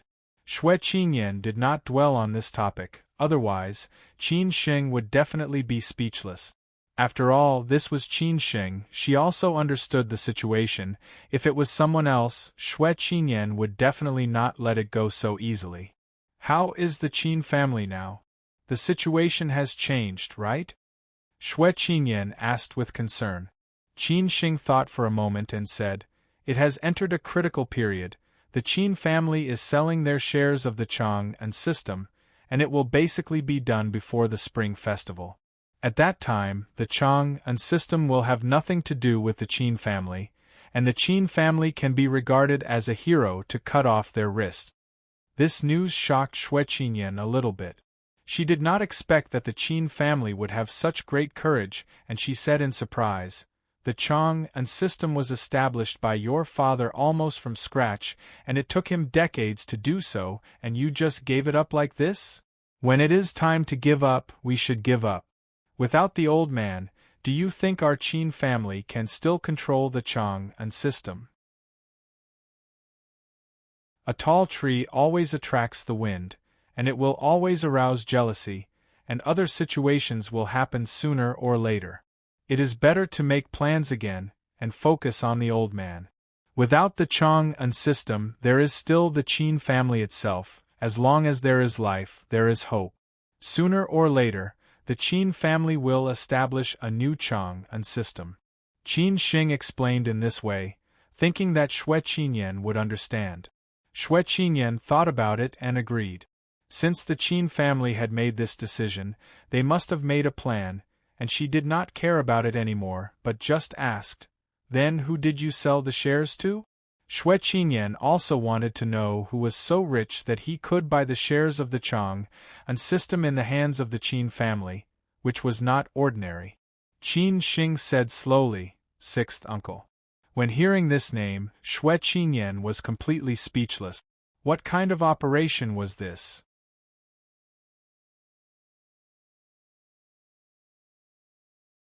Chapter 1008. Xue Qinyan could understand if the Qin family gave up the Chang and group. After all, as Qin Xing said, the Qin family could not control the Chang and group now. Without Qin Chang'an, the pillar of the Qin family, it would only cause more trouble if it stayed in the hands of the Qin family. Because a tall tree attracts the wind, the Qin family would eventually get into all kinds of trouble.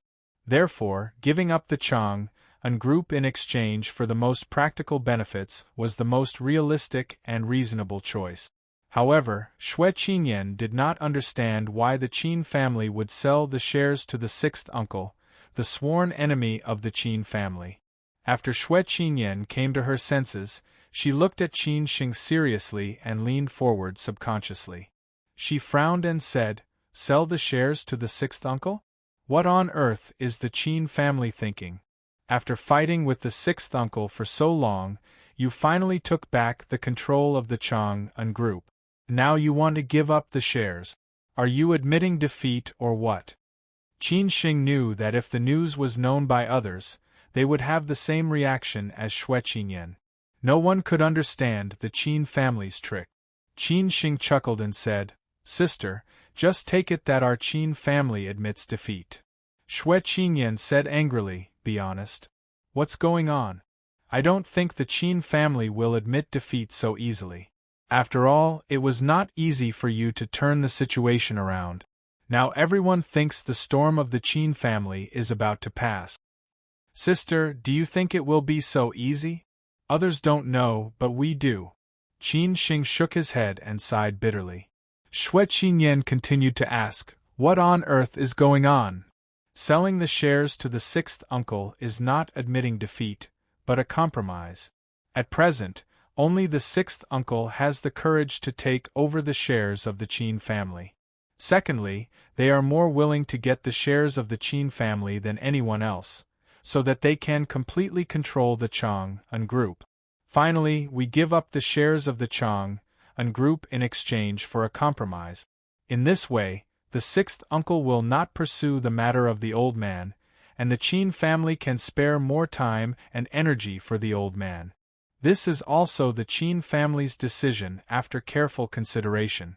After hearing Qin Xing's explanation, Xue Qinyan felt that it was reasonable, but she also felt that these reasons were not enough to make the Qin family make such a choice. She continued to ask, "If this is the case, why didn't the Qin family do this before? Or is there an expert guiding you from behind?" Qin Xing drove the car seriously and said, "Just take it that I have some guidance from an expert." Xue Qinyan muttered to herself, "I still feel something is wrong. You must have something that you didn't tell me." "Sister, don't ask about this. If you really want to know, you will know in the future." Qin Xing could only change the topic in this way. Xue Qinyan could tell that Qin Xing was unwilling to tell her the truth, or maybe there was something difficult for him to say, so she did not continue to ask. Maybe many people had asked, or maybe Qin Sheng was already tired of asking. After arriving at Huangpu Bay, Green City, where Xue Qingyan lived, Qin Sheng left directly and did not go up to sit for a while. Xue Qingyan even said that she would treat Qin Sheng to dinner at night.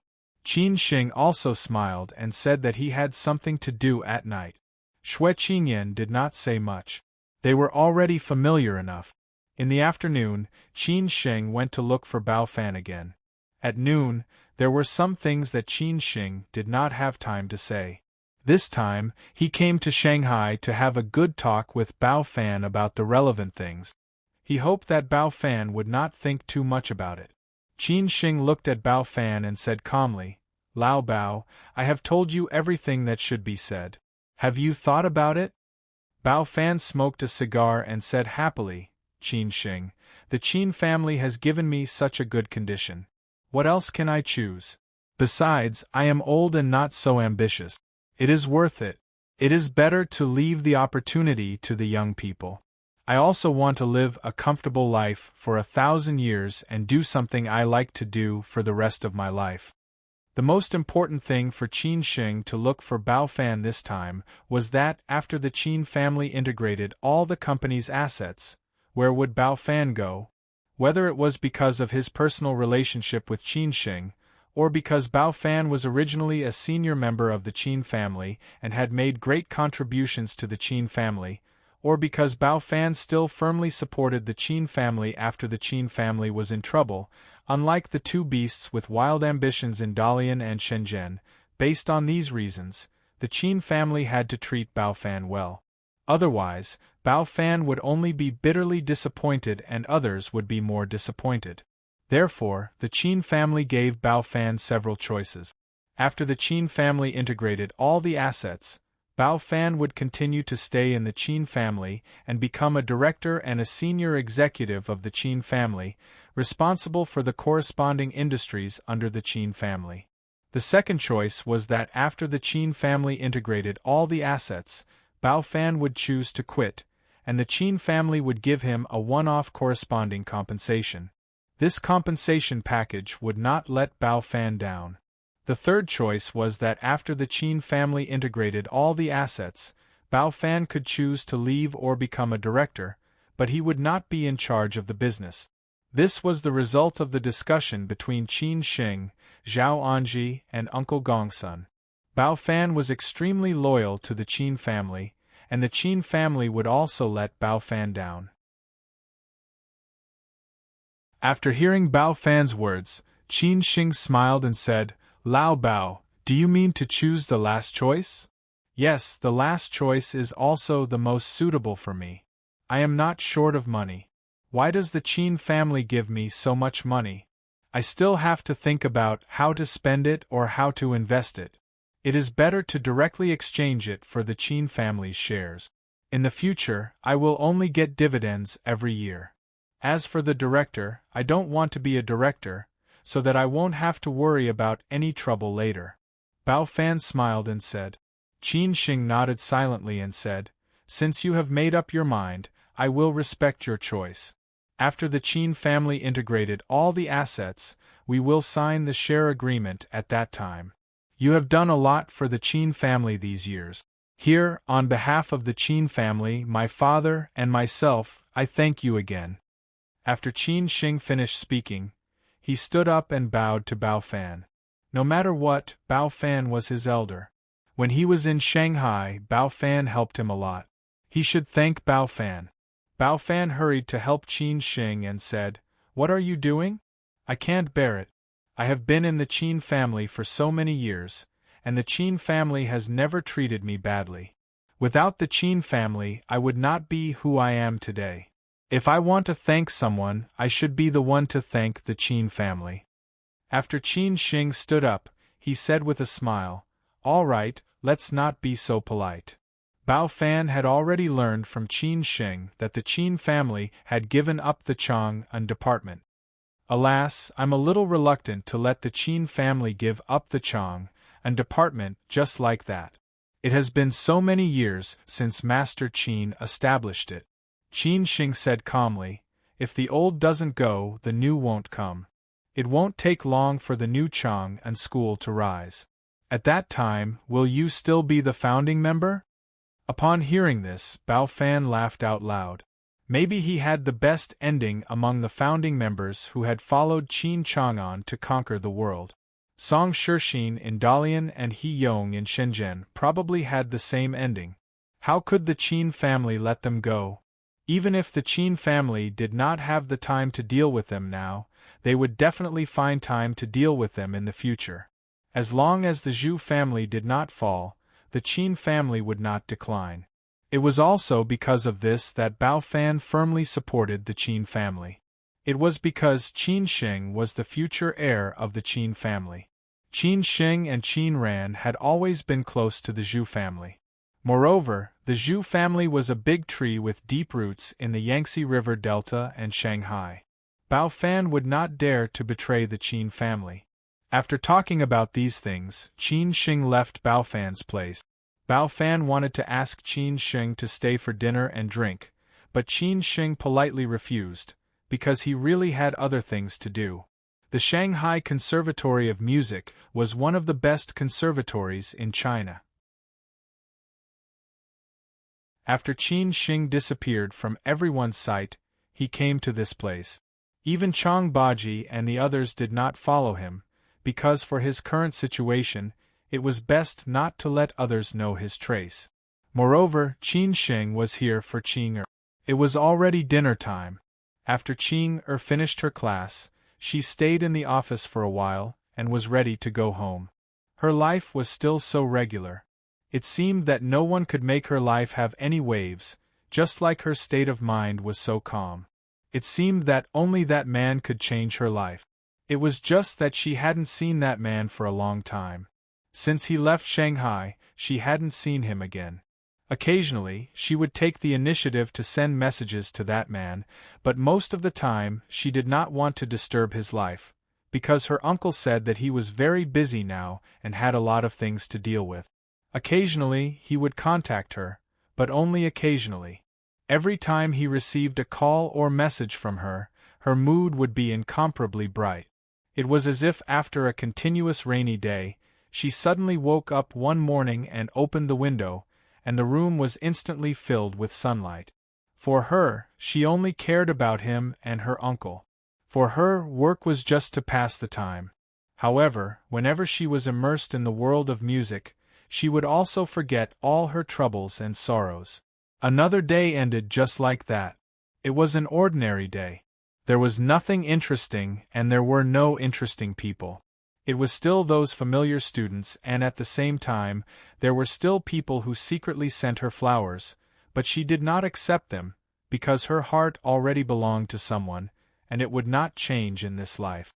She walked unhurriedly to the parking place. The road was full of French plane leaves. She stepped on the leaves with great interest, as if stepping on the leaves could keep her favorite autumn. However, the weather was getting colder and colder. Winter came unknowingly, and the cold wind made her feel a little cold. She subconsciously tightened her coat, wondering if it would snow in Shanghai this winter. Her uncle had gone on a trip to Europe, leaving her alone to eat dinner, and also one less person to talk to. However, she did not seem to be lonely, or perhaps it was because she was used to this kind of life. She just walked with her head down, all the way to the parking place, or perhaps she had already walked past it. Under the dim yellow street lights, her figure was a little lonely, and it also made people feel a little sorry for her, but it was also the most beautiful scenery on this road. Many students subconsciously stopped, because this was the most beautiful teacher in their school. Suddenly, the road in front of her was blocked by someone. That person seemed to be standing in front of her, not intending to move out of the way. She was a little unhappy, thinking that it was probably another crazy suitor, these men. At this moment, she heard the man say in a very warm voice, "Classmate, can I get to know you?" At this moment, she suddenly smiled, and her smile was very bright, as if this winter was no longer cold, even if it did not snow, it had nothing to do with her. Because he was back.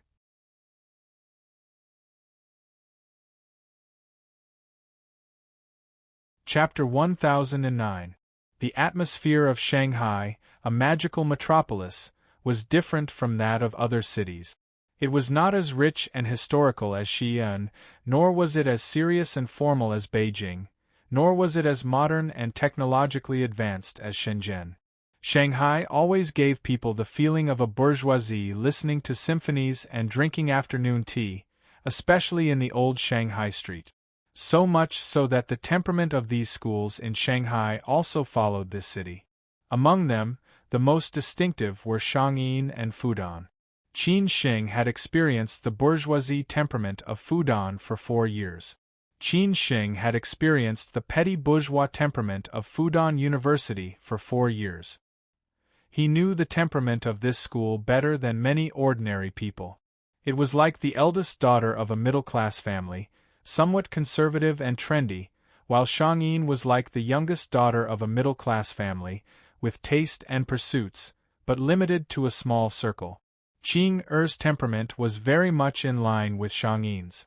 She was always limited to her own small circle, unwilling to meet new friends, and unwilling to have too much interaction with strangers, unless it was for work or music. Therefore, Qing was always so lonely, like an elf wandering in this world, recording the beauty of this world. Qing Er's reputation in Shangyin was not small. Several batches of students knew this female teacher who cared about herself.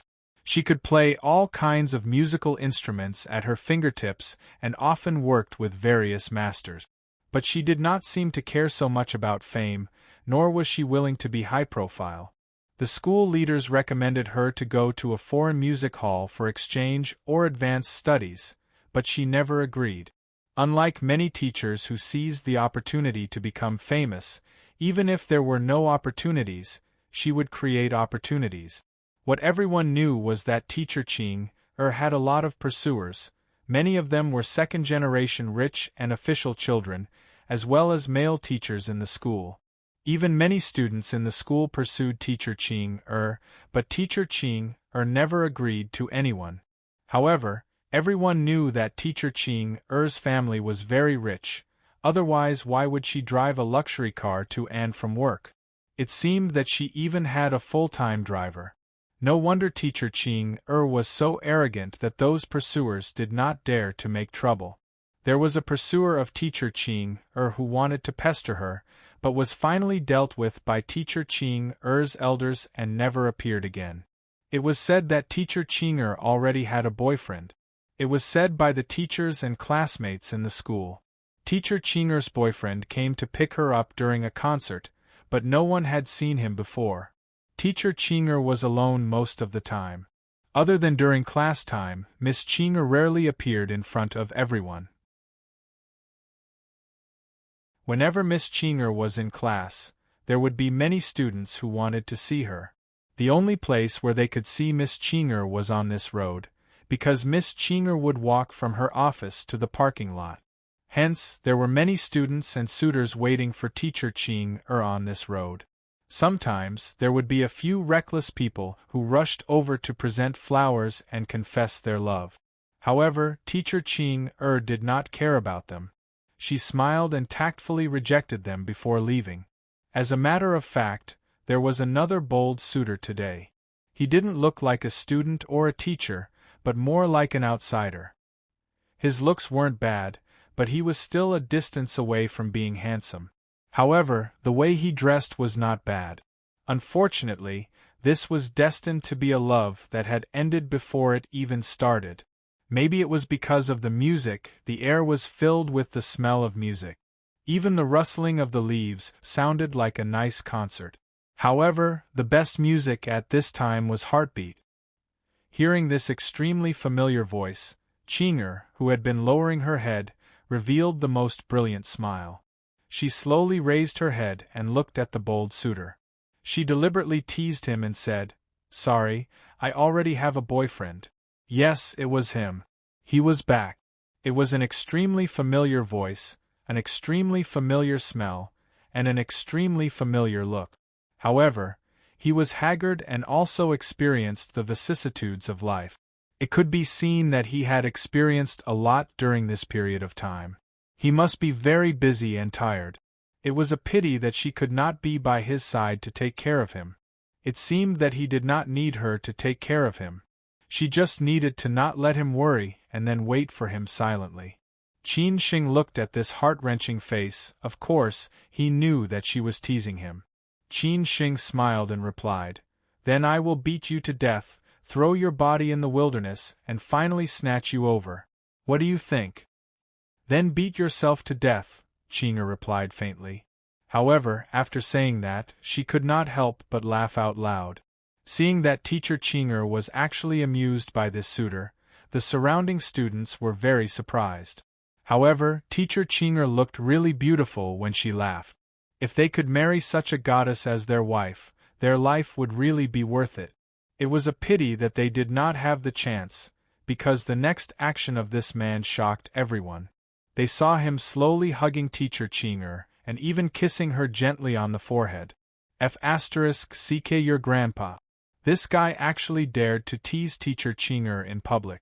Was he finally taking the risk because his confession failed, and he was embarrassed into anger? Damn it, did he think that there was no one else in Shangyin? Everyone almost wanted to rise up and violently beat up this man who dared to tease their teacher Qing'er. However, why did teacher Qing'er not reject him? What the hell? Not only did teacher Qing'er not reject him, she even took the initiative to hug this suitor. She even placed her face on this suitor's chest, looking a little shy. "Who can tell me what on earth is going on? Why are you here?" Qing'er asked in a low voice.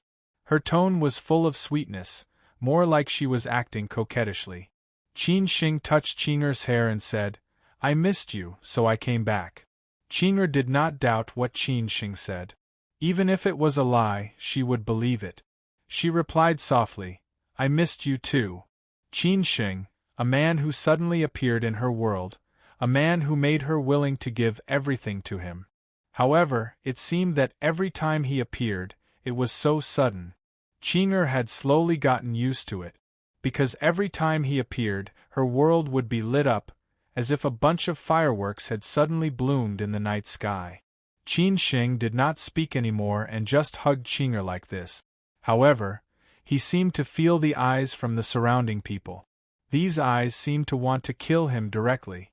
Qin Sheng did not know whether to laugh or cry. He said, "I feel that if I continue to hug you like this, it will be very difficult for me to walk out of Shangyin's school gate today." Of course, Qing'er knew what Qin Sheng meant. She smiled and said, "Then let's go. Don't worry, I haven't been back to school for a long time. Let me feel the campus atmosphere again. Let's just walk around. I can also declare to the students and teachers of Shangyin that your teacher Qing'er is already taken. Don't have any ideas in the future. If you really want to have any ideas, then deal with me first," Qin Sheng said with a smile. Qing'er raised her head and glared at Qin Sheng, but her face was full of smiles and happiness. The air was full of the smell of love. After coming back to his senses, Qin Sheng let go of Qing'er. Qing'er took Qin Sheng's arm and held his hand tightly. She leaned her head on Qin Sheng's shoulder and walked forward unhurriedly. This was her most fortunate moment. She had fantasized about such a scene before, but unfortunately, she had never had the chance. Today she was finally satisfied. At this moment, no matter how stupid the surrounding students were, they had already understood that this man was the legendary teacher Qing'er's boyfriend. They could also see that teacher Qing'er liked this man very much. They had no chance anymore. It would not take long for this news to spread throughout the campus. However, they did not find anything special about this man. Why did teacher Qing'er choose him? Many people were beating their chests and stamping their feet. Why did this happen? Of course, there were also people who did not give up. As long as teacher Qing'er was unmarried, they still had a chance. "Wait for me, teacher Qing'er." Qin Sheng accompanied Qing'er on a walk on campus, listening to her introduce the buildings of Shangyin and the story behind it. This feeling was very romantic and comfortable, more like how most people in love felt. It was as if Qin Sheng had returned to the time when he was studying at Fudan University, except that at that time, it was Su Qin who accompanied him. After walking for more than half an hour, Qin Sheng was also a little hungry. At this time, he remembered that they had not eaten. Qin Sheng smiled and asked, "I'm hungry, what do you want to eat?" "Dinner is ready at home." "Let's go home and eat," Qinger said softly. She did not want to go out to eat. Moreover, she preferred to be alone with Qin Sheng. Qin Sheng thought for a moment and finally agreed. He nodded and said, "Then let's go home." Therefore, they went to the parking lot. Qin Sheng drove Qinger's car and took her home. Of course, he knew that Jiang Xianbang was not in Shanghai. This old guy went to Europe to travel. He said that he went to travel, but it was estimated that he went to look for collectibles. Now, he was not as purposeful as before. Now, he was more just playing.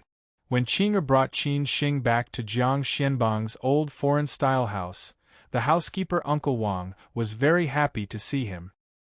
He did not expect Qin Sheng to come back so suddenly. He quickly prepared dinner. When eating, there were only Qin Sheng and Qinger at the table. They talked and laughed, as if eating had become a romantic thing. After dinner, Qinger took the initiative to boil a pot of tea for Qin Sheng. Qin Sheng lay on the sofa and drank tea, listening to Qinger playing the Chinese zither. This kind of life was really comfortable. It made Qin Sheng feel happy both physically and mentally. It seemed that when he was with Qinger, it was the most relaxing time, without any pressure. At about 10 o'clock, Qinger took the initiative to stand up and go upstairs to prepare the bathwater for Qin Sheng so that he could take a bath. Of course, Qin Sheng would stay here tonight. After all, Qinger was already his woman. This was also the reason why he came here alone. If he left like this, it would only make Qinger sad. When Qinger finished preparing the bathwater, she called Qin Sheng upstairs to take a bath. Qin Sheng entered Qinger's room. Qinger had prepared things for him to wash up. After he changed into the bathrobe, he suddenly hugged Qinger and teased her. "Do you want to join me?" Hearing this, Qinger instantly blushed. She looked very charming, as if she wanted to refuse him. Qin Sheng laughed and said, "I'm teasing you." After that, Qin Sheng went into the bathroom. Lying in the bathtub, it was extremely comfortable, as if all his fatigue could be driven away. When Qin Sheng was lost in thought, the bathroom door suddenly opened. Qin Sheng looked up subconsciously, only to see Qinger coming in with only a bath towel. Then, under Qin Sheng's stunned gaze, she walked toward him step by step. In the end, she threw away the bath towel and walked into the bathtub, revealing her perfect figure. How could Qin Sheng still control himself at this time?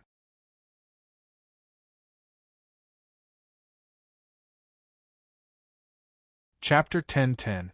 Early in the morning, when Qin got up, Qin Sheng was already sitting on the balcony drinking tea. This was his daily routine. Even though he didn't sleep until 2 o'clock last night, he was still young. Qin didn't disturb Qin Sheng. She just leaned against the headboard lazily and looked at Qin Sheng's back.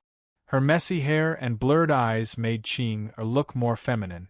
Lust was like a scourge that couldn't be contained once it was unleashed. It was the same for both men and women. Thinking of the craziness last night, she blushed in embarrassment. From the moment she walked into the bathroom, she had let go of her original modesty. Because Qin Sheng was her man, and she was Qin Sheng's woman. Qin knew what to do in front of her man. That might be her greatest courage. After watching for a while, Qin got up in her pajamas. She walked to the balcony and slowly hugged Qin Sheng from behind. Feeling the warmth on his back, Qin Sheng smiled and said, "Why didn't you sleep more? Why did you wake up so early?" "I was afraid that I wouldn't see you when I woke up," Qin said with some affection. Although she was used to Qin Sheng's hasty coming and going, she was more willing to let Qin Sheng accompany her. Qin Sheng turned around and hugged Qinger's soft waist. "Don't worry, I'll be accompanying you in Shanghai these few days." Hearing this, Qing showed a bright smile. Finally, she could have Qin Sheng for a few days. Although it was only a few days, she was already satisfied. Do you have classes today? Qin Sheng asked casually. Qing replied in a low voice, I have 2 classes in the afternoon. Well, I won't be accompanying you for dinner tonight. You can go home and wait for me.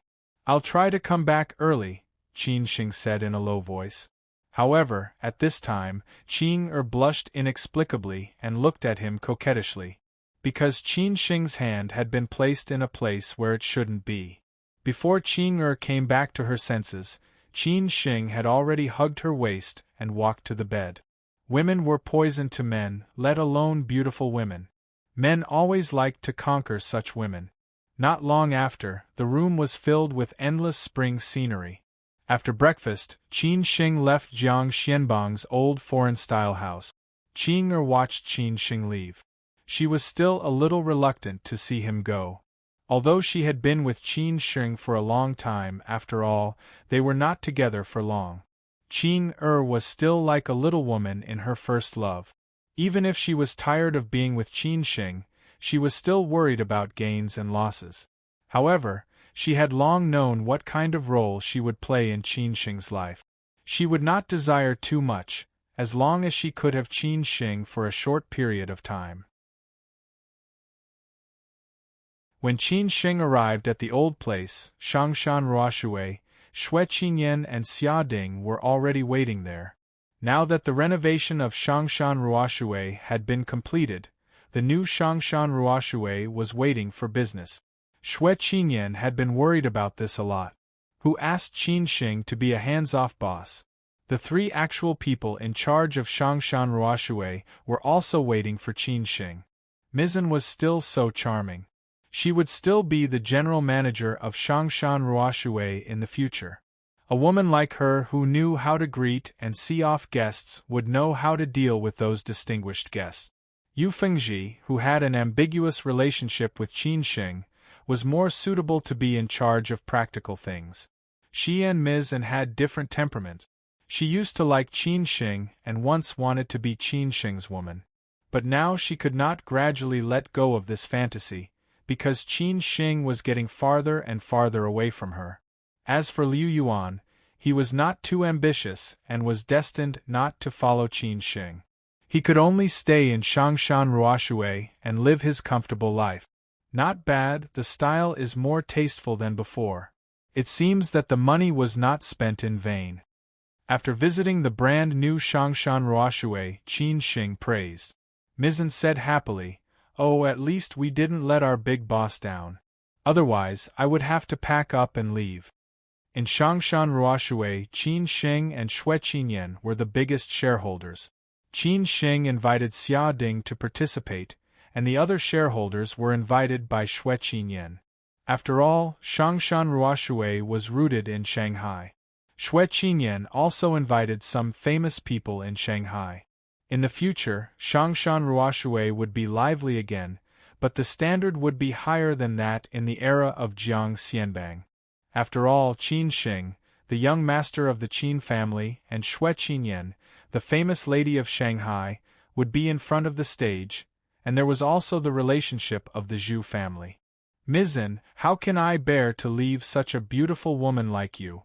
If you leave, where can I find another one? Qin Sheng said with a smile. Mizan smiled and said, This is all thanks to Miss Xue. Without Miss Xue's participation, we probably don't know how to start. Qin Sheng said half-jokingly, Sister, you have worked hard. Alas, I have a life of hard work. Xue Qinyan sighed. Qin Sheng quickly said, Well, I will treat everyone to dinner tonight. Treat it as a reward. At this time, Xia Ding said, I can eat and drink for free again. You little guy. Qin Sheng laughed and scolded. Apart from greeting Yu Fengji at the beginning, Qin Sheng had not spoken to her since then. Yu Fengji did not take the initiative to look for Qin Sheng either. Since she had let go of the past, she would not have any illusions anymore. Why should she be obsessed with the past? In the past few months, She had thought everything through and was also persuaded by Xue Qinyan and Mizan. However, she would remember this man in her life. It was just that they were not destined to be together. However, the way Yu Fengji looked at Qin Sheng was still a little resentful. Qin Sheng really owed a lot of emotional debt. At dinner, when Yu Fengji went to the bathroom, Xue Qinyan secretly said to Qin Sheng, "You really have a lot of emotional debt. What should I say to you? Sister, I have enough headaches. Maybe time will change everything." Of course, Qin Sheng knew what Xue Qinyan was talking about and sighed helplessly. Xue Qinyan asked casually, "When will you go back to Beijing?" "The morning after tomorrow. I will sign the second contract when I go back. Everything will be settled before the new year," Qin Sheng said thoughtfully. Xue Qinyan raised her glass and said, "Then I wish you all the best." After dinner, Qin Sheng and Xia Ding said goodbye to everyone. Yu Fengji finally could not bear it and insisted until everyone left. She walked to Qin Sheng and said, "You don't have to feel guilty in front of me. It's my own business that I like you. I also know that I don't deserve you. From now on, we will be the most ordinary friends. I can't give you anything. What I will bring you is only hurt and danger. You deserve your own happiness," Qin Sheng also replied very straightforwardly. Yu Fengji was a little reluctant and said, "Can I hug you again?" Qin Sheng did not refuse. How could he refuse? After Yu Fengji finished speaking, Qin Sheng took the initiative to hug her. Yu Fengji put her head on Qin Sheng's shoulder and sighed deeply. Everything should be over.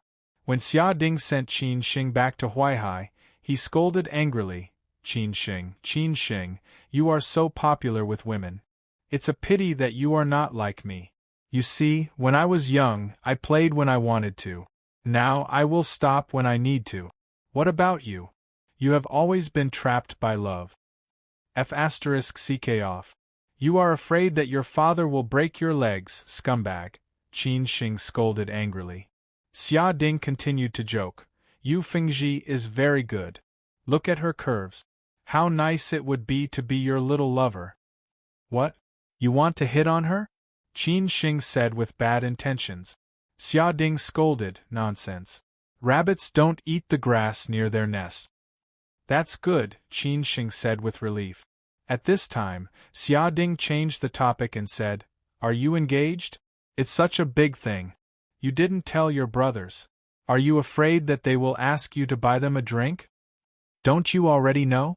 I didn't go to Lao Si's wedding. Is he angry? Qin Sheng thought of Yu Kefi's wedding. He was going to attend, but in the end, he did not go because of family affairs. He was the only one in the dormitory who did not go. Xia Ding patted Qin Sheng on the shoulder and said, Isn't it a special situation? Don't think too much. Lao Si won't think too much. Brothers are still brothers. Next time you see him, you can toast him more. That's the only way. Qin Sheng sighed. Xia Ding followed and said, But it's my wedding. You have to come. Qin Sheng laughed and scolded, Damn you. When Qin Sheng returned to Jiang Xianbang's house, it was very late. After the housekeeper Uncle Wang opened the door for Qin Sheng asked, Is Qin asleep? No, she is still waiting for you in the living room. Uncle Wang replied with a smile. He knew the story of Qin Sheng and Qing better than anyone else. He was relieved to see the two children coming together. After all, with Qin Sheng taking care of Qing would not be bullied in the future. Otherwise, when he and Jiang Xianbang were gone, who would take care of Qing? After Qin Sheng walked into the living room, Qing who was in a daze on the sofa, quickly got up and walked over. She hugged Qin Sheng and said, You are back. Still waiting for me? It's not that I won't come back. Qin Sheng laughed. Qing said coquettishly, I can't sleep without you. Hearing this, Qin Sheng directly picked up Qing and went upstairs. What could be more direct than practical action? 2 days passed quickly. Apart from eating with Bao Fan and the others, Qin Sheng spent the rest of the time with Qing. Because it happened to be the weekend, Qing did not have classes, so the two of them stayed at home. Qin Sheng even cooked for Qing, which made her very happy. The time spent together passed quickly, and the time of departure came quickly. On the morning of Qin Sheng's return to Beijing, Qing deliberately fell asleep and did not wake up until Qin Sheng arrived, as if she could have Qin Sheng for a while. Qin Sheng and Hao Lei met at the airport. These days, Hao Lei had been accompanying Han Bing. This guy followed Qin Sheng to Shanghai and got a wife like Han Bing for free. Even if he did not do anything for the rest of his life, it would be worth it. After all, Han Bing was a real rich woman. Hao Lei did not need to work hard. Of course, Hao Lei was not such a person. After returning to Beijing, the Qin family and sixth uncle quickly signed the relevant contract for the second time. When the second contract was signed, the Qin family began to withdraw from the Chang'an department as promised. The Qin family's trusted subordinates in the Chang'an department began to resign and leave one after another. The era of the Qin family in the Chang'an department was over. Time passed quickly. Unknowingly, it was almost the new year. Maybe it was because it was early today. As the new year approached, it was time for the Qin family and sixth uncle to sign the contract for the third time. This was also the last time. At the same time, it also meant that the honeymoon period of the Qin family and sixth uncle was coming to an end.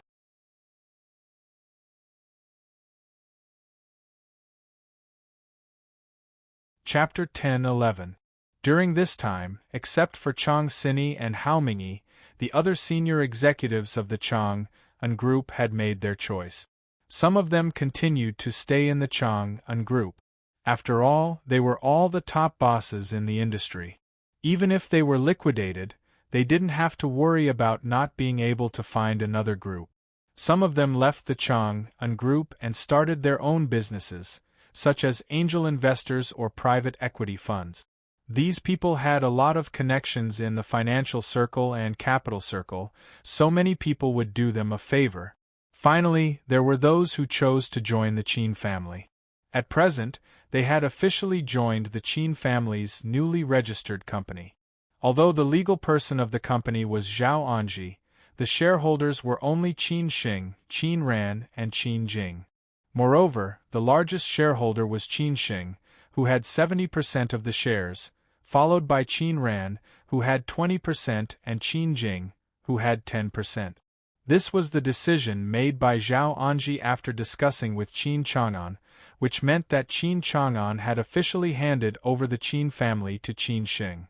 The reason why Qin Sheng owned so many shares was that he not only represented himself, but also represented the interests of Qin Chang'an and the Qin family. That was why he owned so many shares. From now on, Qin Sheng would become the official helmsman of the Qin family. The office of the new company was temporarily located at the old address of the Qin family, an ordinary office building very close to the Chang'an Financial Building. This was also convenient for Qin Chang'an to have meetings there. However, Qin Sheng had asked Hao Mingyi and Chang Sini to look for a suitable office building near the World Trade Center, which would become the headquarters of the new company. It was obvious that the Qin family was still ambitious, because this was the most prosperous place in Beijing. At this stage, Chang Sini and Hao Mingyi had two most important things to do. First, they would inject some funds into the new company, which would be the main body of the Qin family in the future. At the same time, they would sort out the high-quality company assets that they had acquired this time. They would integrate the assets that were suitable for the future development of the Qin family into the new company, and sell the assets that were not suitable for the future development of the Qin family to the capital circle according to their grades. The second thing was to clean up all the assets held by the Qin family at present. Those that were in line with the future development of the Qin family would be kept and integrated into the new company of the Qin family in the future. The rest of the assets would be sold to the capital circle according to their grades. At the same time, he would check the accounts of all the companies under the Qin family in the past 5 years, especially the accounts in Shenzhen and Dalian. This was also a preparation for the cleaning up of the family. As for what happened in Shanghai, Qin Shing would not ask about it no matter what happened in the end. This was also the treatment that Bao Fan deserved. The Qin clan would completely slim down, from a bloated fatty to a healthy young man. A new Qin clan was about to be born. The first thing was actually not difficult. After all, due diligence had been done on these companies before. All the accounting and legal teams needed to do was to follow the normal procedures. The second thing was more difficult, especially to check the accounts of the companies under the Qin family in the past 5 years. It was estimated that they would encounter strong resistance from He Yong and Song Shixin. They would not allow the Qin family to check their accounts so easily. Otherwise, they would be killed by the Qin family. However, no matter how strong the resistance was, the Qin family had to be a strong warrior and move forward bravely. No matter what means they had to use, they had to carry out this work to the end. At present, Zhao Anji and Gongsun would be fully in charge. They wanted to see how Song Shixin and He Yong would fight against the Qin family without the support of sixth uncle. The date for the third and final signing of the relevant contracts had finally arrived. After all the members of the Qin family had signed their names on the contracts, sixth uncle and the others let out a long sigh of relief. They had finally gotten what they wanted. They had been planning for a few years for this. Now they had finally won the battle with the Qin family. The Qin family was finally out of the game. Although they did not win against the proud and conceited Qin Chang'an had been sent to prison. No one cared about this anymore. What they had to do next was to put a nail on Qin Chang'an's coffin, so that Qin Chang'an would never be able to make a comeback. Sixth uncle smiled happily and said, "After working hard for a few months, it's finally over. If the Qin family had done this earlier, there wouldn't have been so many troubles later." They were indeed winners. Although there were many twists and turns along the way, the result was still satisfactory. Qin Chang'an was sent to prison, the Qin family was out of the game, and they came out unscathed. Qin Shing said calmly, "Some things can only be known after experiencing it. No one is a prophet. No one can see the road ahead clearly, right?"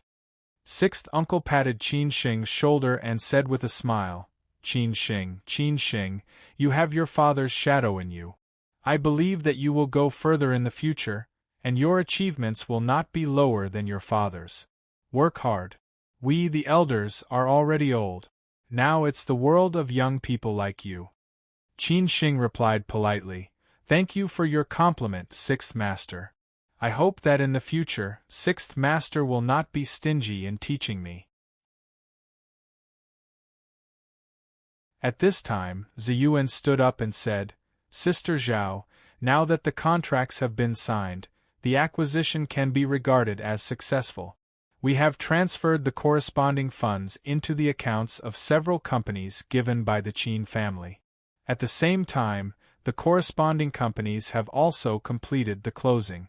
Next, we will hold a shareholders' meeting to elect the board of directors and announce it to the public. When do you think it's a good time?" Zhao Anji said thoughtfully, "Now that you are the masters of the Chang and group, you have the final say." Ziyuan said in a dignified manner, "Then let's do it next Monday. We will inform all the shareholders to attend the meeting. At that time, I hope that you can also attend the meeting. After all, in these years, the Qin family has done a lot for the Chang and group. At that time, we have to express our gratitude to the Qin family on behalf of all the shareholders. I hope that we will have the opportunity to cooperate in the future and that the Qin family can prosper day by day." Zhao Anji replied calmly, "I hope so." At this point, everything was over. The members of the Qin family said goodbye to Sixth Uncle and the others and left. Zhao Anji, Qin Shing, Qin Ran, Qin Jing, and all the related members of the Qin family had moved out of the Chang and group. After attending the shareholders' meeting next Monday, the members of the Qin family would probably never come to the Chang and group again. No matter whether the Chang and group was alive or dead, it had nothing to do with the Qin family anymore. The Qin family successfully withdrew from the Chang'an group, which could be regarded as the completion of the plan of Zhu Weiguo and Qin Chongqing. This was the most crucial step for the Qin family. The Qin family had gotten what they wanted, and so had sixth uncle. Both of them seemed to have taken what they needed, but there were unknown secrets behind it. Zhu Weiguo and Qin Chongqing, the two bosses behind the Qin family, had sensed the coming danger, so they asked the Qin family to withdraw from the Chang'an group in a limited time. How could sixth uncle not know the danger of the Chang'an group? However, he was more powerful in Beijing and had more connections than the Qin family. Moreover, he had Elder Long behind him. They believed that they could solve the crisis of the Chang'an group, not to mention that they had made the Qin family and Qin Chang'an become scapegoat. How could they not solve the crisis perfectly? In the end, the Qin family not only lost the control of the Chang'an group, but also lost Qin Chang'an, the pillar of the group, and paid a heavy price. However, they did not pay anything, but got a brand new Chang'an group that belonged to them. With the Chang'an group as the capital, how much benefit could they get? However, could they really get what they wanted? At noon, sixth uncle invited Zhe Yuan and the eldest brother of the Su family to lunch. In order to celebrate the successful acquisition, sixth uncle opened a bottle of Maotai, which had been treasured for 50 years by his father. Now there were only a few bottles left. Our honeymoon period with the Qin family is over, Zhe Yuan said with a smile while drinking the wine.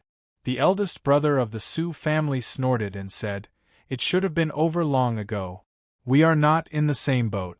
The Qin family is really naive. Do they really think that we will let them go? If we let them go, who will take the blame for the Chang'an group? Do you want us to take the blame? If no one takes the blame, when will the storm of the Chang'an group end?" Zhe Yuan looked at sixth uncle and said, "Sixth uncle, what should we do next?" "Don't worry. Let's start after all of our people enter the Chang'an group. Besides, the Spring Festival is coming soon.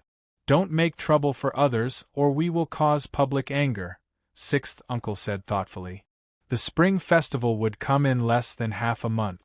The eldest brother of the Su family echoed, "Then let's celebrate the Spring Festival quietly and let the Qin family finish it. After the Spring Festival, the Qin family will have a hard time." Zhe Yuan said meaningfully, "We'd better make plans early. We should check the accounts first. At that time, we will also hand the evidence to the higher-up. With the evidence, Qin Chang'an will have no chance to turn over. I'm afraid that he will be in jail until the end. This time, the Qin family will have to spit out all the things that we have eaten from our mouth." Sixth uncle did not say anything. The eldest brother of the Su family asked, "Sixth brother, what does Elder Long mean? Didn't he urge us?" Sixth uncle said in a low voice, "Not yet. We don't need to hurry. Let's talk about it after the Spring Festival." Zhe Yuan asked with interest, "Sixth uncle, do you think that if we promise the Qin family to let Qin Chang'an go and let them go, will they do something desperate? What if they fight to the death? I always feel that Qin Chang'an has a trump card, but he has not played it. I think it's normal that Qin Sheng and the others believe us. But will Qin Chang'an, that old fox, believe us so easily? Will he give us the initiative?" Sixth uncle squinted and replied, "What trump card can they have? They have played all the cards. Otherwise, they would not have taken such a step. Moreover, there is still Elder Long. We are strong allies. How can the Qin family fight against us?" "Well, Zhe Yuan, don't worry about it. If they really have a trump card, we will not be afraid. It's nothing more than a solution to the problem," the eldest brother of the Su family said disapprovingly. Zhe Yuan was still somewhat worried. He continued to say, "This time, we have borrowed so much money from Elder Long. What should we do if Elder Long destroys the bridge after we have outlived our usefulness?" Sixth uncle said confidently, "The Chang'an system is already in our hands. Nothing will be a problem." Zeyuan thought about it and agreed with him. The capital that the Chang'an system could use was already an astronomical figure. At that time, they would be able to pay back Elder Long.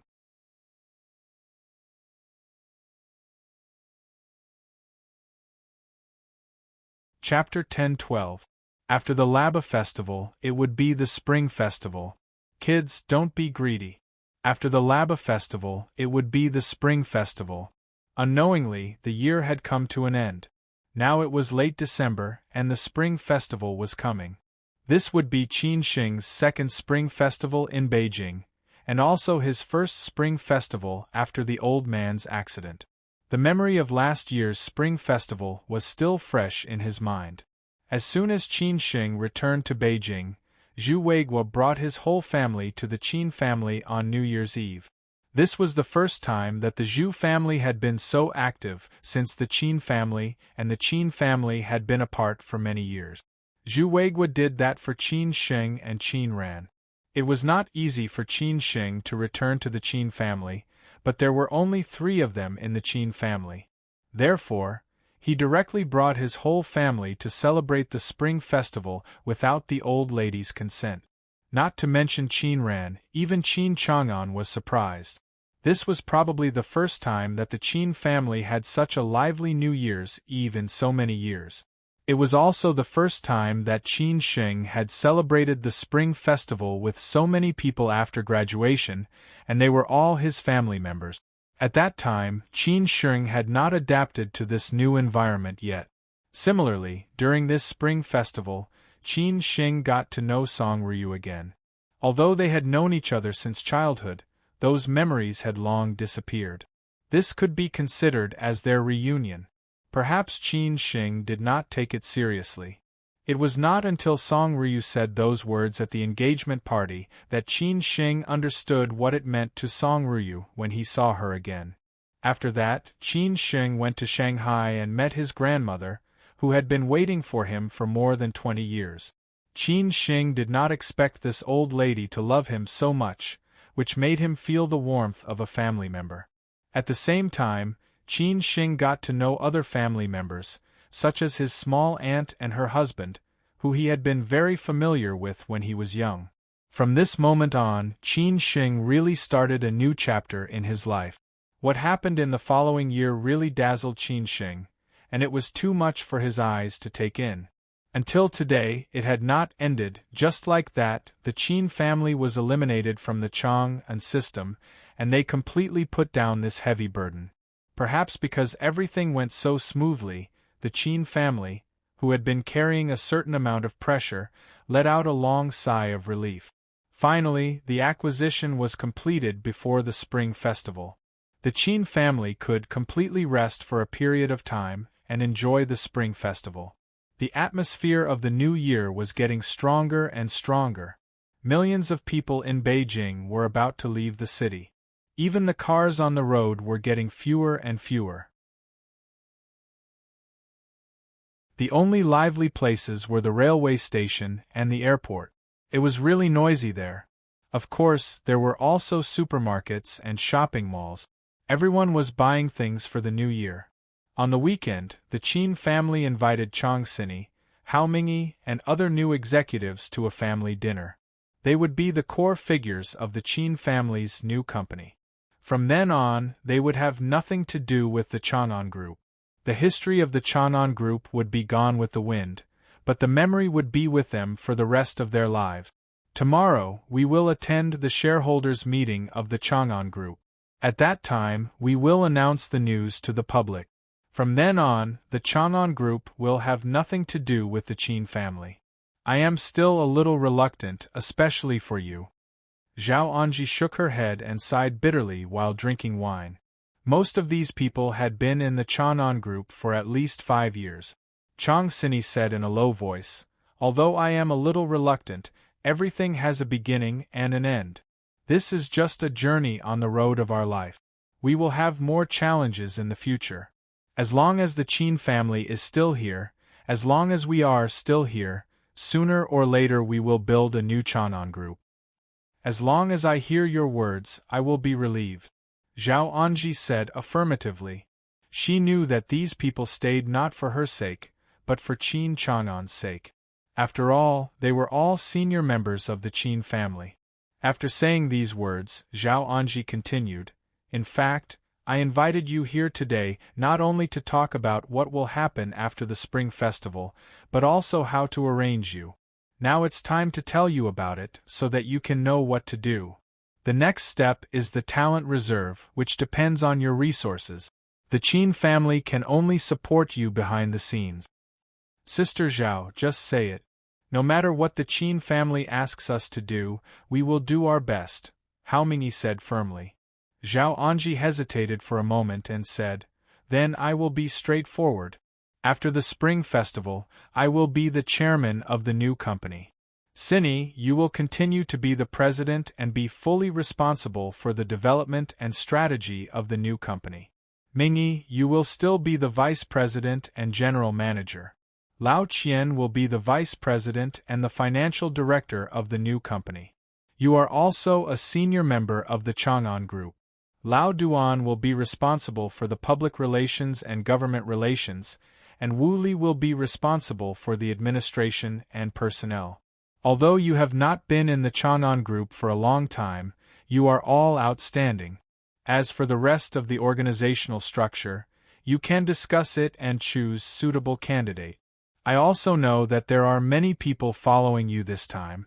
Since you all believe in the Qin family will not let you down." After hearing this, the others looked at each other and were not surprised. However, these were only the top management. After the integration of the new and old assets of the Qin family, the overall structure of the new company would be sorted out. At that time, the new company would not be just a new company. At this time, Hao Mingyi suddenly said, "What about Qin Xing and Qin Ran? Won't they join the new company?" At this time, the others also looked at Qin Xing and Qin Ran. Qin Xing took the lead and said, "Uncle Hao, I still lack experience in company management, so we have discussed it. After the integration of the new company next year, I will be in charge of the development of a subsidiary. When the time is right, I will enter the management." Chang Sini looked at Qin Ran and said, "I can understand why Qin Xing doesn't enter the management."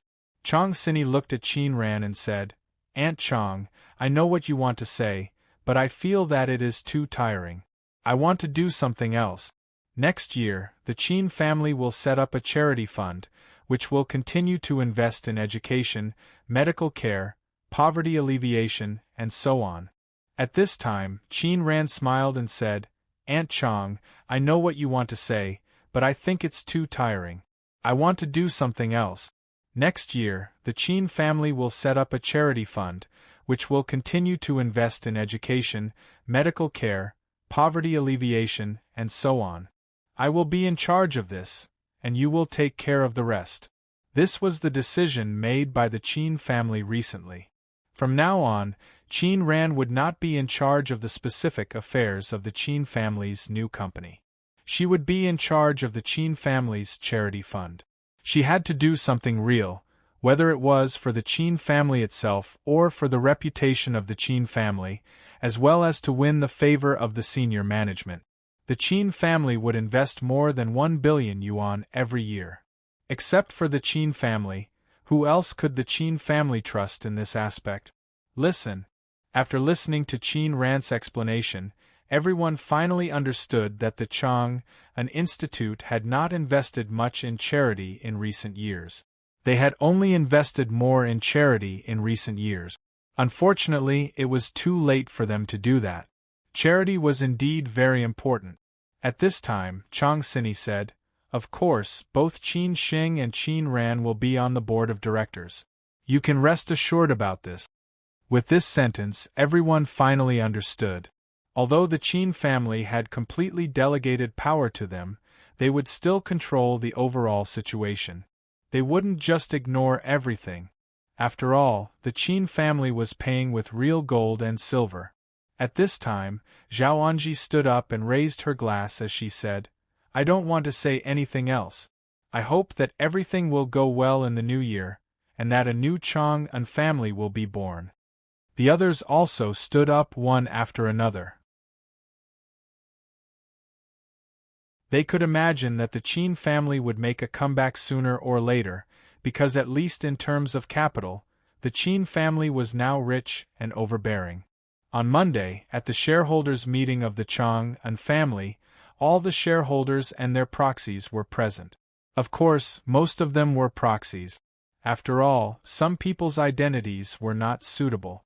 Moreover, the shareholders and legal persons of the holding companies were these proxies, so they naturally showed up.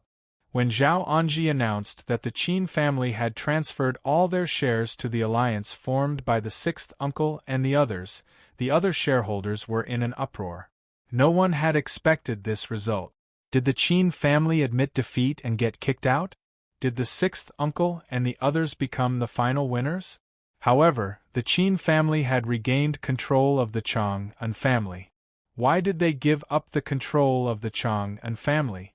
What was the inside story? Everyone was very confused. However, everyone knew that it wouldn't take long for this news to shock the whole capital circle.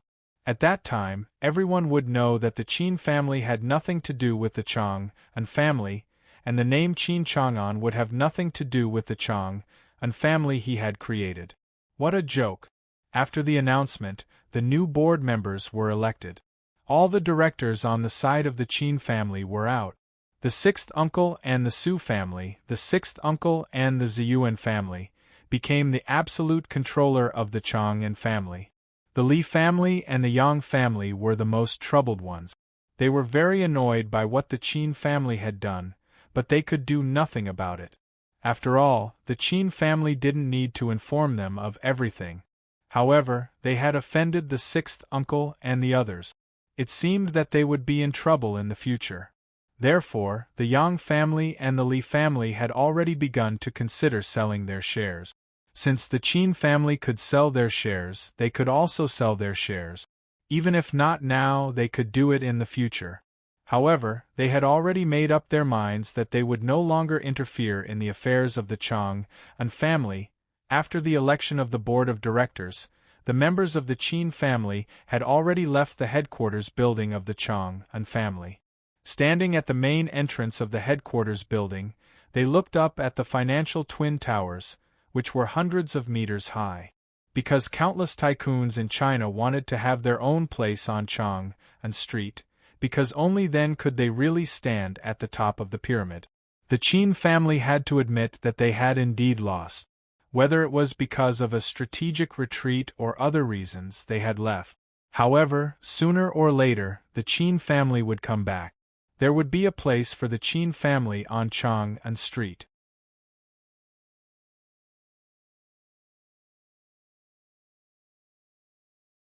Chapter 10-13. As expected, everyone was shocked when they heard the news. Just as everyone thought, when everyone heard the news, they couldn't help but be shocked. Whether it was the big circle of Siju City or the capital circle, everyone was discussing this topic. It became a hot topic for all the big shot. No one could figure out what the Qin family was doing. That was because the Qin family had regained control of the Chang and system before. It was because the Qin family and the sixth uncle had fought for a long time that the winner was decided. At the same time, the marriage between the Qin family and the Song family showed up, which showed that the Qin family had a turning point. In particular, the elders of the four families had all attended the engagement banquet, which indirectly stood guard for the Qin family.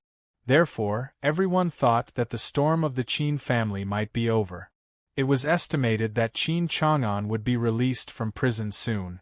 However, at this time, the Qin family sold the shares of the Chang and system to the sixth uncle. Now there were three guesses. One was that the Qin family surrendered, the other was that the two sides reconciled, and the last one was that there was something else going on.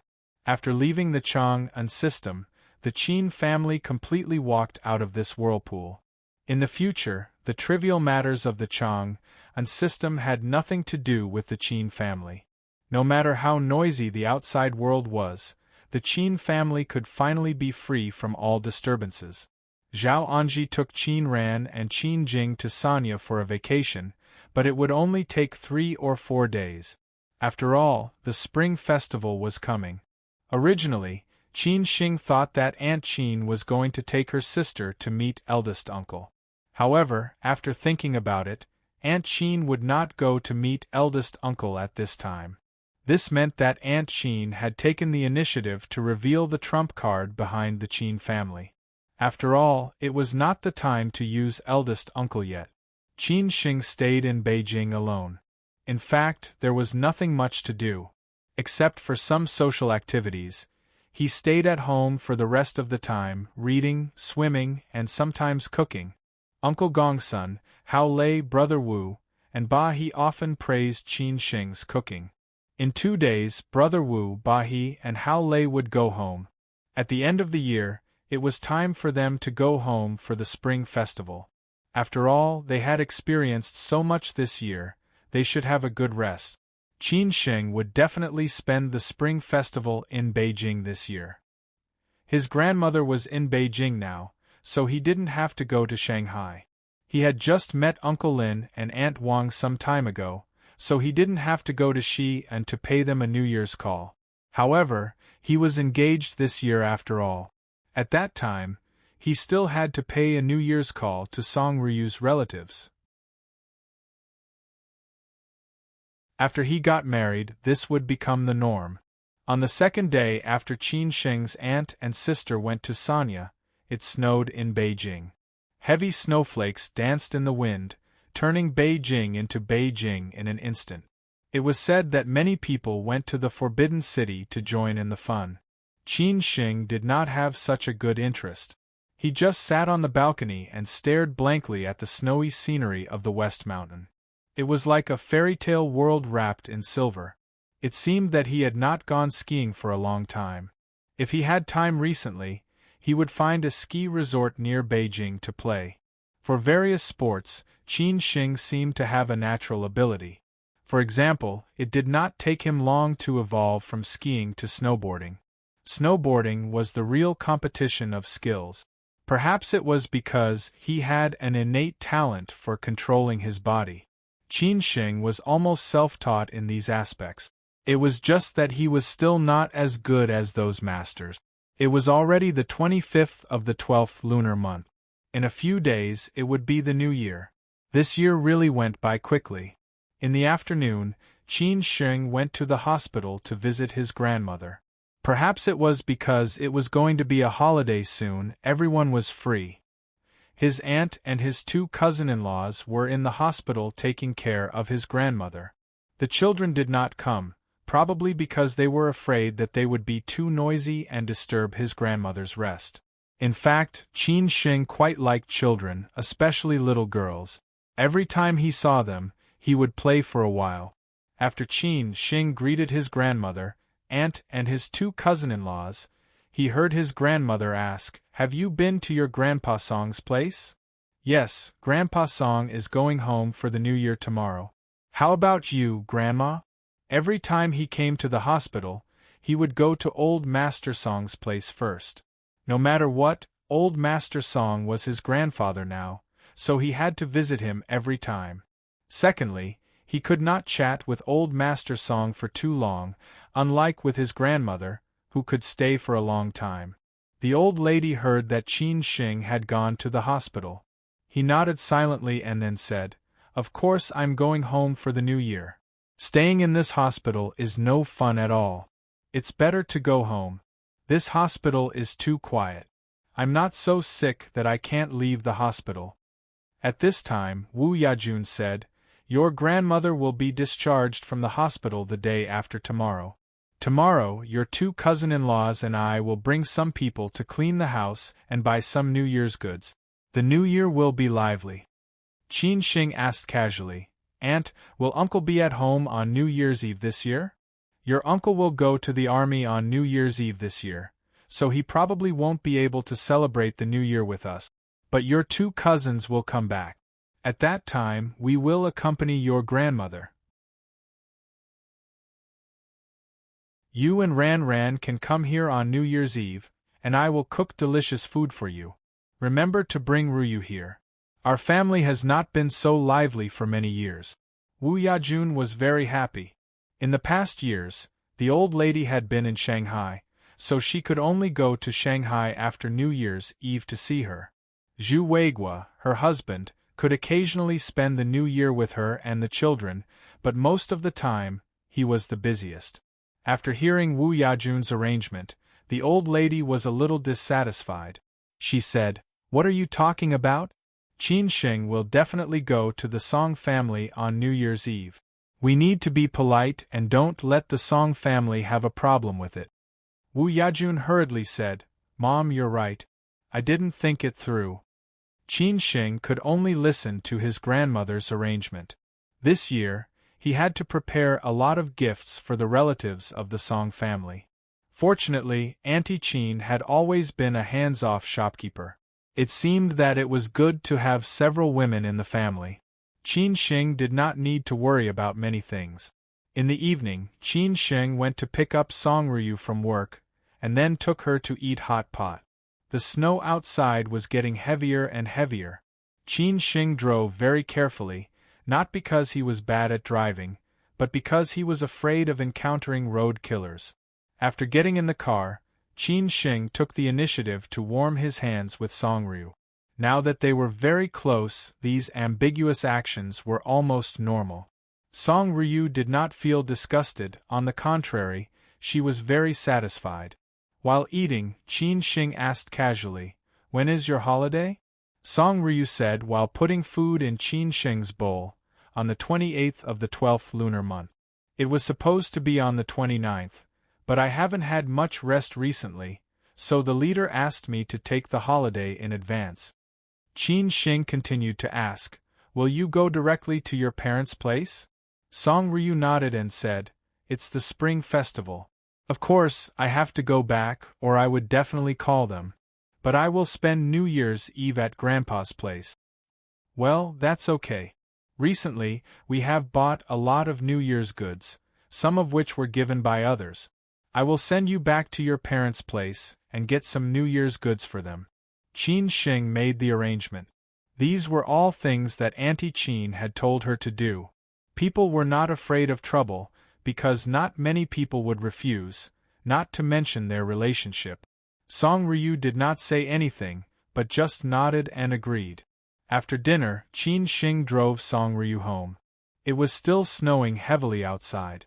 The ground was already covered with a thick layer of snow, not to mention the surrounding trees. It seemed that a magician had activated ice and snow magic. There were also snow-shoveling vehicles working on the road. Otherwise, accidents could easily occur in such a weather. Perhaps because he had nothing to do, Qin Sheng did not leave immediately after sending Song Ryu home. Instead, he sat on the sofa, drinking tea and reading casually, while Song Ryu cleaned up the house and did the laundry. This kind of feeling seemed to be quite warm, which reminded Qin Sheng of the days when he was with Lin Su. Thinking of Lin Su, Qin Sheng missed her a little. Life in a foreign country must be difficult. Xue Qinyan had called Qin Sheng and told him about Lin Su's life in the United States. Other than the fact that she needed to adapt to the pace of life slowly, everything else was fine. Everything had been arranged. Anyway, Qin Sheng fully supported Lin Su. Even if Lin Su could not stay idle and wanted to do something, he would support her as always. At 10 o'clock, although the snow outside had not stopped, Qin Sheng was ready to go home. He got up and put on his coat. He said to Song Ryu, "It's late. I'm going home. You should rest early." Song Ryu looked at Qin Sheng and hesitated for a moment. "It's snowing heavily outside. Why don't you not go home? Anyway, auntie and sister are not at home." This was the first time that Song Ryu had taken the initiative to ask Qin Sheng to stay. Qin Sheng was very clear about what it meant for Song Ryu. However, this was something that would happen sooner or later. Recently, Song Ryu had been busy, so they did not have much time to contact each other. Now, Song Ryu finally had some free time. "Well, then I won't go home." Qin Sheng did not hesitate at all and directly agreed, for fear that Song Ryu would change her mind and drive him away in the next second. Song Ryu could not help but laugh at Qin Sheng's behavior. She said angrily, "Can't you be more reserved?" "I've always been thick-skinned," Qin Sheng said shamelessly. Song Ryu did not bother to pay attention to Qin Sheng. She said lightly, "I'm going to prepare pajamas and toiletries for you. Wait in the living room for a while." While Song Ryu was preparing these things, Qin Sheng called Chang Baji and asked them to go home directly. Chang Baji left without any hesitation. He was only responsible for protecting Qin Sheng and never cared about Qin Sheng's personal affairs. If Hao Lei had not left, he would definitely have complained about it. Song Ryu went to bed after taking a shower. Meanwhile, she asked Qin Sheng to take a shower. In fact, she was very embarrassed to face Qin Sheng like this, because this was the first time that they were really alone. After all, there were other people in the Lin family last time. However, it was different this time. If Qin Sheng wanted something to happen, what should Song Ryu do? Song Ryu lay on the bed and read a book absent-mindedly. She was only wearing pajamas. Just now, she asked Qin Sheng to stay because she was worried that Qin Sheng might have an accident on the way home due to the heavy snow outside. She had used all her courage to ask Qin Sheng to stay, but now she seemed to be a little worried. However, since she had asked Qin Sheng to stay, of course, Song Ryu could not regret it. Moreover, they had slept in the same bed. Song Ryu could not let Qin Sheng sleep on the sofa. Although they had slept in the same bed, nothing had happened. What about tonight? When Qin Sheng came out of the shower, Song Ryu still leaned against the headboard and read a book, as if she had not seen him. Qin Sheng went directly to bed and got under the quilt. However, he did not do anything out of line. Song Ryu was quietly looking at Qin Sheng. In fact, Qin Sheng knew what she was worried about, but he did not point it out. After a while, Qin Sheng took the initiative to lean toward Song Ryu. He held her in his arms and said, "Stop reading. Let's go to sleep." "Okay." Song Ryu put down the book. She did not refuse to be held by Qin Sheng, but her body was somewhat trembling. Qin Sheng did not know whether to laugh or cry. After Song Ryu turned off the light, the two of them lay down. Qin Sheng still held Song Ryu in his arms and did not move. He was not excited and was very calm. After all, a gentleman should be magnanimous. "Let's go to sleep." Qin Sheng gently kissed Song Ryu on the cheek and lay down. It was impossible for Qin Sheng to not have any desire to hold such a great beauty in his arms. Moreover, this great beauty was his fiancée. If Qin Sheng really wanted to do something, there would be nothing wrong with it. However, he knew that Song Ryu was not ready yet, so he would not act impulsively. After all, he was not an animal that thought with the lower half of his body. Therefore, he tried his best to suppress his desire, just like last time. Not long after, Qin Sheng fell asleep.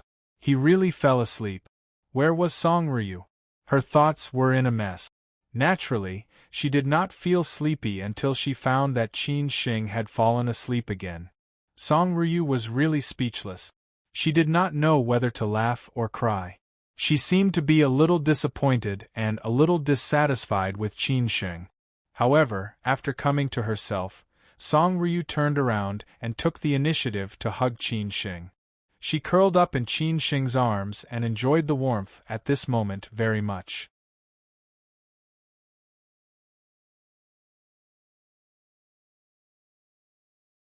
Chapter 10:14. Lin Shi and Wang Li had arranged for Qin Sheng and Song Ryu to sleep together for 2 nights in the Lin family's house in Xi'an. Qin Sheng and Song Ryu didn't want the 2 elders to think too much, so they had to make do with it. But now they were in Beijing, in Song Ryu's home, and Song Ryu had asked Qin Sheng to stay. Nothing had happened between them, which was somewhat unreasonable. More importantly, they were engaged. Even if they lived together, no one would say anything.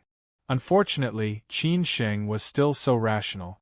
Although Song Ryu wasn't prepared, she was a woman after all.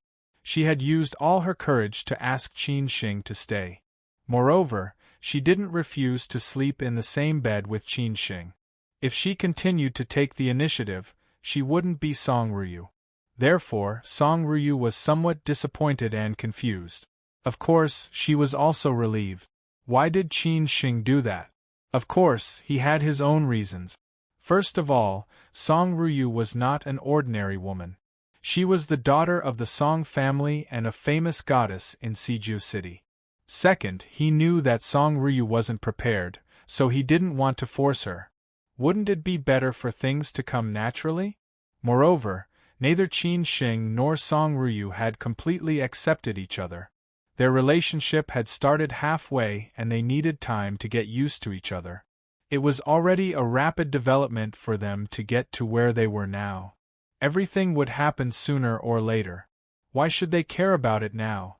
When Qin Shing got up in the morning, the heavy snow outside finally stopped. The windows were full of mist. If he opened the window and looked into the distance, he would find that Beijing was really beautiful at this moment. Such a heavy snow might only happen once in a few years. When Qin Shing woke up, he found that he was the only one beside his pillow. He didn't know where Song Ryu was. After a while, Qin Shing heard the movement outside and smelled a fragrance. He didn't need to guess to know that Song Ryu was making breakfast. He was probably the only one who could enjoy such treatment. Who could make Goddess Song his wife? There was a cup of warm water and a set of fitting pajamas on the bedside. Qin Shing drank the water and stood up with a smile, walking to the kitchen. He had fallen asleep quickly last night. He always slept in seconds and had a good sleep quality, so he was always full of energy. This was because his body had always been in the best state. Song Ryu was walking out with a plate. Seeing Qin Shing wake up, she smiled and said, "Go wash up. Breakfast will be ready soon." Song Ryu was only wearing pajamas and her hair was tied into a ponytail. She looked a little messy but attractive. This was the real Song Ryu, who no one had ever seen. Qin Shing walked over and hugged her. He smiled and said, "Why don't you sleep more? Why did you get up so early?" Song Ryu's eyes lit up. This kind of ambiguous atmosphere made Song Ryu feel a little embarrassed. However, when she thought of how comfortable it was to lie in his arms and hug him to sleep last night, she couldn't help but smile. However, when she woke up in the morning, he put his hand in the wrong place again. This time, he put his hand into his pajamas. Song Ryu didn't dare to continue sleeping. Moreover, she could feel his physical reaction. She had to get up quickly to make breakfast. Qin Shing held Song Ryu in his arms and put his head on her shoulder. He bent down and rested his head on Song Ryu's shoulder, smelling the fragrance of Song Ryu's hair and body. He just wanted to cuddle with her for a while. Song Ryu couldn't stand such intimacy. She begged, "Stop it. Go wash up." Qin Shing stopped teasing Song Ryu. He impudently kissed her on the cheek and then ran away, leaving Song Ryu at a loss. After breakfast, Qin Shing and Song Ryu went out. The snow outside was a little thick and cold. Qin Shing held Song Ryu tightly and put her hand in his pocket. He drove Song Ryu to the door of the company and then left. It was snowing all over North China and Northeast China, which was a sign of a bumper harvest. The new year was coming and the snow was a happy sign. In contrast, Sanya was sunny and hot. Beautiful women in bikinis were everywhere on the beach, enjoying the sunshine, waves, and beach. Every winter, Sanya was the most lively place. Tourists from all over the country came here for vacation. The business here was better than ever. Most of the tourists were from the northeast. Otherwise, Sanya would be called Sanya City of the 3 provinces in the northeast. It was said that a branch of a private hospital in Harbin had been opened in Sanya. After breakfast, Zhao Anji took Qin Ran and Qin Jing to the beach for a walk. Zhao Anji's dress was relatively conservative, while the two beauties, Qin Ran and Qin Jing, were more open. They were wearing beautiful and sexy bikinis, but the protection measures were in place. Otherwise, it would be bad if they got tanned or sunburned. The Qin family's big event finally ended. The Qin family had been busy for a long time. Seeing that the new year was coming, Zhao Anji took the two girls out to rest for a few days. They would go back to Beijing for the new year tomorrow. She knew that Qin Chongqing was in Sanya, but she wasn't interested in meeting him, so she didn't ask for his specific address. More importantly, it wasn't appropriate. The two girls played on the beach, carefree and not as depressed as before. Zhao Anji was old, so she rested under the parasol and watched them play there. Of course, she wasn't afraid that anything would happen. After all, she brought a few bodyguards with her this time. The bodyguards of the Qin family were scattered around them. However, Zhao Anji didn't notice that there were two men staring at them from the beach in the distance. One of them was an old man over 60 years old. He wore a fancy short-sleeved shirt and shorts, sunglasses and a hat, but no one could see what he looked like. The man next to him was about the same age as him and also wore sunglasses. However, his hair was still black, and it looked like he had dyed it. "Lao Qin, that's your daughter. You really don't want to meet her?" The old man with thick black hair said as he looked into the distance. His eyes were fixed on Qin Ran and Qin Jing. The man called Lao Qin shook his head and said, "It's not the right time yet. Let's not meet her. Besides, I'm afraid she can't take it if we meet so suddenly." The old man with thick black hair said thoughtfully, "You have too many concerns. Are you still going to stay in Sanya? Are you not going to go back with me for the spring festival?" Lao Qin chuckled and said, "The spring festival doesn't mean anything to me. After so many years, I'm used to living alone quietly. If I go back, it will be too busy and I'm not used to it. Fortunately, you, my old friend, remember me and come to see me. I'm already satisfied. You and I grew up together and experienced all kinds of revolutionary friendship. I'm so happy that you called me and told me that you were in Sanya. I'm happy for you and happy for myself. After so many years, you've finally come out," the old man said with some emotion. They used to be high-spirited young people, but now they were old men in their twilight years. As time passed, people grew old without them noticing. Lao Qin was Qin Chongqing, who had been staying in Sanya for a long time. The identity of this old man, who could make Qin Chongqing call him, was not simple. They had known each other for more than 60 years. They started their careers at the same time. It was a pity that Qin Chongqing quit halfway and became a monk. But the old man's career did not stop. He retired to the second line a few years ago and finally got a license plate of Jing AG6. Qin Chongqing glanced at the two girls in the distance. One was his biological daughter, and the other was his biological niece. Seeing the smiles on their faces, he was happier than ever. The old man said unhappily, "If you don't come back, you old guys will die soon. It's time to send you on your last journey," Qin Chongqing said half-jokingly. The old man said angrily, "You are still the same old man. I just want to know, did you plan this move of the Qin family? Why don't you guess it was the Zhu family?" Qin Chongqing laughed. The old man said thoughtfully, "I heard that Chong and made some arrangements inside a few days ago. I really doubt whether you two have discussed it. Are you going to give Lao Lu a fatal blow? You asked the Qin family to withdraw from Chong An's faction, and then Chong An said something. Who can defend against you two? You hurt the enemy by 10,000, but you hurt yourself by 8,000, Qin Chongqing said helplessly. The old man said quietly, "Lao Lu is not easy to deal with. Even the sworn enemy of the Qin family has come. I'm afraid it won't end so easily." Qin Chongqing squinted and said, "I didn't want it to end like this. So many years have passed. Since he still dares to come out, let's settle the score. Anyway, I'm old and have no scruples anymore." "Be careful," the old man reminded him kindly. The two old men didn't chat for long before they left. Today, Qin Chongxing had dragged the old man over to see his daughter. From this, it could be seen that their relationship was not ordinary. In the past, many feudal officials had emerged from their small circle. It was truly shocking. Looking back at the circle of the past, it seemed that many things had long been predestined. When Zhao Anji, Qin Ran, and Qin Jing returned to Beijing, it was already the 27th of the 12th lunar month. They bought a lot of things from the duty-free shop in Sanya, many of which were gifts for the relatives and friends of the Song family and the Zhu family, so that they would not have to go back. Because of their return, the Qin family became lively again, more lively than before. Yujbak, Hao Lei, and many bodyguards and servants of the Qin family left Beijing at noon to go home for the Spring Festival. As the main family, Zhao Anji, Qin Ran, and the others of the Qin family naturally gave each of them a big red packet.